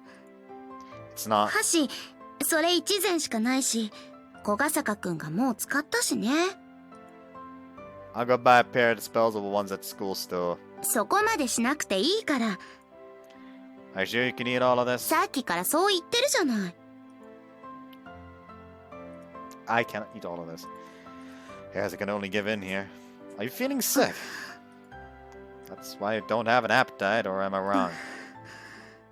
Nightmare again? そういうわけじゃ。 Do yourself a favor by not hiding it. I have this jump cart called the Bridal carry at myいや Bam. やったら蹴るからね。 Just a second ago, I received a knee kick from her near point blank range. So, how are you holding up? When you said work, that was just a pretext, right? Just as much as passing me this lunch. You wanted to get it off your chest, isn't that right? Probably having given in now, she crossed her knees. She has been hugging closer to her chest. 私落ちる夢を見るの。 She whispers, take it this isn't just a simple case of you falling out of bed and waking up, right? そりゃあね、そんな夢だったら悩んだりしない。私はね、いつも夢の中で夕焼けを見ながら落ちているの。空と地面がどっちかもわからない状態で落ちるところまで落ちて、最後にどこかに叩きつけられて、そして死んでしまうの。いつもはそこで目が覚めていた。だけど今朝はちょっとだけ違っていて、今朝だけじゃない。最近夢が少しずつ変化しているみたいで。でもそれは少しなんだけど、私にとっては大きな変化で、全部あなたのせいだからね。 Why is it my fault? So, what happens after that? 人がどうして夢を見るのか知ってる？ I think I remember hearing it is kind of a way to refresh the そういう brain. 説もある。他にはその日に起こった出来事を整理するとか、無意識の願望充足だったりとか、あとは過去の経験をもう一度体験しているとか。 Fright surfaces on her face. 授業中この悪夢について考えてたのよ。私の悪夢には夕焼けだけじゃない草木も見えていた気がするから。私は草木が多い場所で落ちていたから、落ちて死んでしまうから。そしてメアさんが過去の私にあったことがあるっていう言葉。私は過去、あなたのうちのどちらかに会ってる。私が初めて悪夢を買った日だから覚えてる。二人が子供の頃、私はどちらかの悪夢を買ったことがある。だから私はもしかしたら過去に展望台に入ったことが。 I'm completely speechless. Sharp contrast, he's got it looks like her heart has become ま lighter. あこんな風に面白い家庭が成り立つわけよ。 He's 聞 cocky. いてもらってすっきりしたわ。小雨が言った通り、あなたに話してよかったのかもしれないわね。 Since she's wrapping up things up as if this conversation is coming to an end, I hurriedly open my mouth. How can you even call that hypothesis interesting? そう？ Everything. I mean, there's only one thing you can infer from that. Mir frequently appears at the lookout, so assuming Izakaki and Mir really did meet in the past, would have been there. Couple that with the fact that Izakaki's dream involves her falling at some place with a large number of trees. So if we are to take the hypothesis that dreaming is a re-experience of past events, and also assume that Izakaki has been to look at as a kid, then it only needs to one conclusion. 私がもう過去に死んでるって？ That mean I'd have to worry about who or what is next to me, so no. However, you're bad with the lookout, right? それが何よ。だいたい私、過去に展望台に入った記憶なんてないわよ。You must know what I'm getting at, which is exactly why you're consulting me. You went to the lookout once before and had an accident that resulted in an injury so severe you lost all memory of it ever happening. That theory is right, and that would definitely answer the question as to why the lookout is off limits. Why are you so bad with the lookout? 知らないわよ。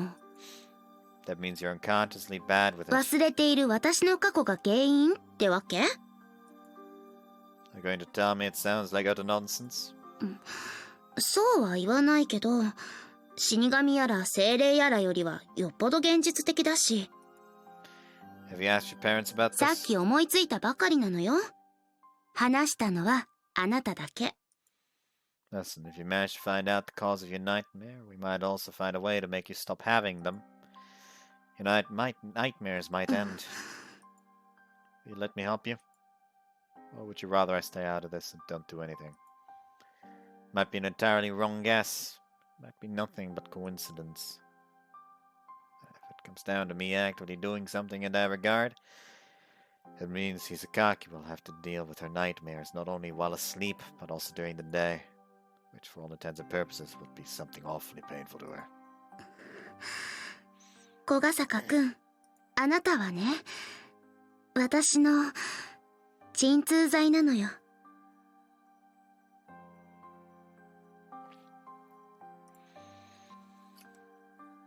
Bad memory surfacing. That one bitch that used me as a fucking goddamn antidepressant.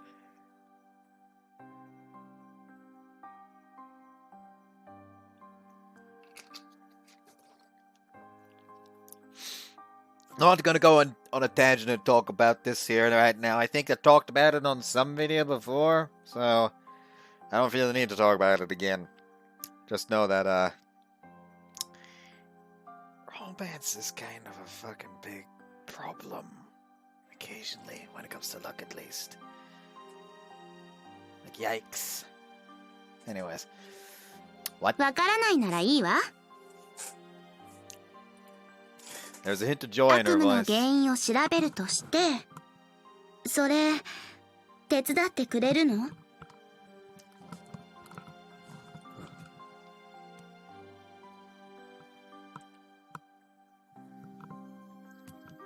Yeah, still owe you after all. This is my chance to return the favors. I promise I'll rid you of that nightmare. 納得いかない上に、臭いセリフね。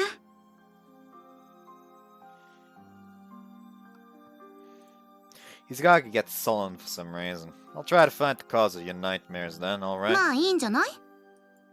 She says it as if it doesn't concern her at all, but I take it as consent. Thanks for lunch, by the way. I returned the lunchbox to her. ちょっと、残ってるわよ。 Well, I had half of it. 全部あげるってば。 You should eat a bit as well. 食欲ないんだってば。 Have one bite at least. You'll never get better if you don't eat anything.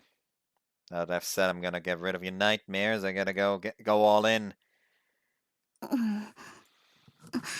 じゃあ、一口だけ。 Hisagaki takes chopsticks. Hold on, I'll go buy disposable chopsticks at the...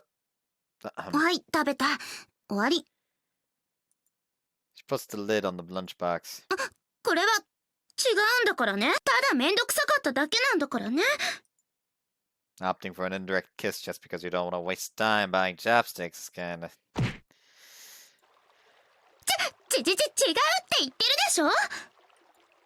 Well, I won't complain if she's feeling better now. I bowed with Izakaki in the hallway and returned to my classroom. Kosama is sitting at her desk. I I can't see also and Asuka around. But approaching her, she apparently also notices me. 小ヶ坂さん、案外お早いお帰りでしたね。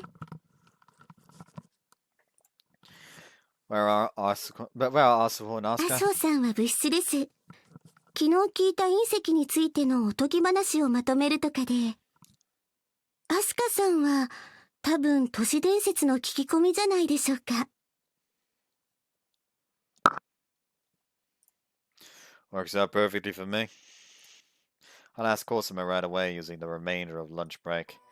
Do you remember Hisakaki ever going to the lookout when she was younger? 詮索は悪趣味ですよ。And I suddenly hit a roadblock. Just immediately put out the fact she asked me to help her. So it's not prying, it's investigation. 姉さん、小ヶ坂さんに悪夢のことを話したんですね。Yeah, she did. So you also knew about it? 何がでしょう。That her nightmares are a reflection of something that actually happened at the lookout. 詮索は悪趣味ですよ。I'd like you to tell me if you know something. 詮索は悪趣味です。それでも詮索をしたいのなら、もっと仲を深めてからの方がよろしいかと。Cosima, please go out with me. え？ She chops my head. その言葉、かけるべき相手を間違えていませんか？ I don't really have someone to say it to. 仲を深めるべきは何も私とは限りませんよ。You tell me if I got in a relationship with someone else. 他の誰でもいいわけじゃありませんよ。And who would that be? えい。Why the chap? 分かっているのに聞いてくるからです。The smile she shows when she says that looks particularly wicked. Cosima, are you hiding something regarding Hisakaki's nightmares? なぜでしょう。Well, you were the one who told me an accident once happened at the lookout, and that's why the fence was erected there. Could you please tell me if you know anything? 詮索は Poor manners, so you're going to hide it from me? 隠したくて隠しているわけじゃありません。小ヶ坂さんに話しても今はまだ意味がありませんからね。 Am I that unreliable? 例えば姉さんが私に尋ねたとしたら、私は答えたくなくても答えるかもしれません。 And I guess I could only ask her to handle で it. すが姉さんは私に何も尋ねないと思います。 Cosima has a solemn look on her face as she says 私と that. 姉さんは双子のせいなのでしょうが、普通の姉妹以上に通じ合ってしまうんですよ。姉さんが私に聞いても答えてくれなかったと誰かに言った場合、それは最初から何も私に聞いていないことを示すんです。姉さんが質問しようとするだけで、私はなんとなくその内容を察してしまいます。そして私が少しでも答えづらい素振りを見せてしまうと、姉さんは質問をする前にやめてしまうんです。これを聞くのは私にとって辛いことなのだと姉さんは納得して、それ以上は決して踏み込んでこない。姉さんは私に対して残酷なほど優しいから。だからこういった類の話は私が自分から言い出すしかないんだと思います。私がわからないはず。あなたの双子の姉である私に何を悩んでいるのよ。何があなたを苦しむ。お願いだから話してよ。別に今すぐじゃなくていいから。だけどいつか必ず話しなさい。だからもし小ヶ坂さんが私から話を聞き出したいのでしたら、方法は一つしかありません。小ヶ坂さんと恋人になる相手が私も大好きな人でしたら、私と小ヶ坂さんの距離だって近くなる。そうなったら話しづらいことであっても話してしまうかもしれないと思ったんです。小ヶ坂さん、どうしますか？ Well, that isn't something only I get to い decide. いえ、小ヶ坂さんだけですよ。When it comes to romantic relationships, the feelings of both parties matter で now. すからあとは小ヶ坂さん次第だと言ったんです。 Cosme puts up her index finger and declares triumphantly. 姉さんは脈ありですよ。双子の妹の私が言うんですから絶対です。 I'd personally just immediately be like, yeah, that's not gonna happen until this is solved, because if I just fucking went for it now, there's always just gonna be the stigma of I just needed the info. Like, even if I did in the end like the less, like I'm genuinely in love with her or something like that, just the fact that this was a point that came up beforehand will always put a stigma on the relationship that maybe there's always like some source that could cause doubt that it was just to help to get the info. It was just being too nice. Even if that's not the case, that stigma will always be there as a source of potential anxiety.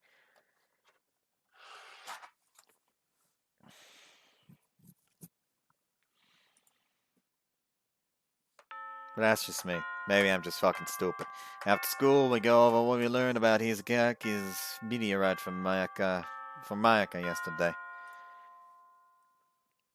Seems that also got to the part she liked most during lunch break, the tales. 56年前に落ちた隕石はひばりが崎の住民の目には流れ星のように見えたんだろうね。 Yeah, but some people probably even made wishes. そんな暇はなかったかもしれませんよ。明るすぎて皆さん驚いていたんじゃないでしょうか。流れ星っていうか火球だもんね。火の玉ですか？うん、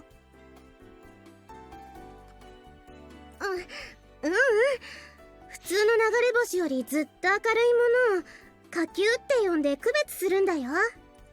そういった流れ星や火球の正体は太陽系を飛び回っている小さな塵の塊だ。1秒間に数十キロメートルという猛スピードで地球の大気圏に飛び込んできて、そこで激しく摩擦した後燃え上がって光るんだ。流れ星は地上からの高さ100キロメートルくらいのところまで光ってるんだけど、火球は50キロメートル付近でもまだ光っている。こんな風に普通は大気中で燃え尽きてしまうんだけど、中には燃え尽きずに地上まで落ちてくるものもある。それが隕石と呼ばれるものなんだ。Oh, I see. So that means meteorites are originally pieces of space debris. その塵はどこからやってくるんでしょう。普通の流れ星はハレー彗星なんかが落としていった塵みたいだよ。火球とか隕石みたいな大きなものは火星や木星の近くで回ってる小惑星がふるさとって考えられてるよ。もしかしたら太陽系よりもずっと遠くにある星を起源とする隕石もあるかもしれないよ。ロマンチックなお話ですね。隕石って月の石以外だと私たちが直接触れることができるたった一つの天体だもんね。When we can see the stars by gazing through a telescope, we can't touch them. 私たちと星が会話できる唯一の方法なんだよ。天津三日星のメッセージですか？そうだね。邪神の呪いですか？ジャークから離れようよ、葵さん。あくまでプッシュしていきたいと思います。At any rate, what she means is that the meteorites give us clues that let us learn more about celestial bodies. だけど隕石と会話を交わせる人はとても限られると言える。日本国内で発見された隕石の総数は今のところ50個程度しかないんだよ。見つかってないのも合わせるともっと多いと思いますけど、それでもすごい稀ですよね。隕石だと思って鑑定しても1000個中に1個くらいの当たりしかないとも言われるからね。I guess that makes the town of Barigasaki a pretty special place, considering the fact we had two come down here. そんな風に珍しい隕石だけど、さらに稀有なものもある。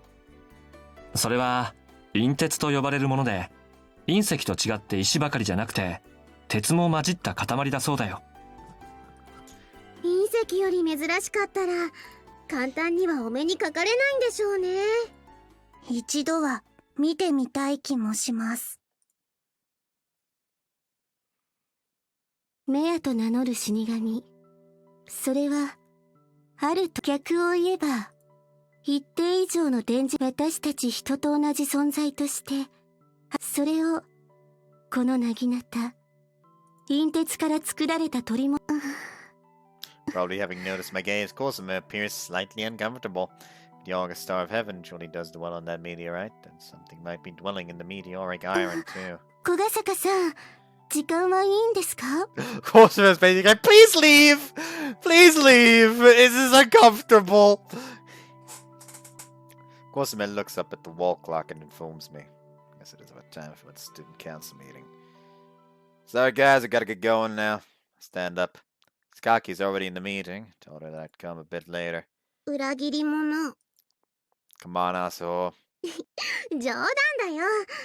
残念だけどしょうがないもんね。頑張ってください。テンクルのためにもね。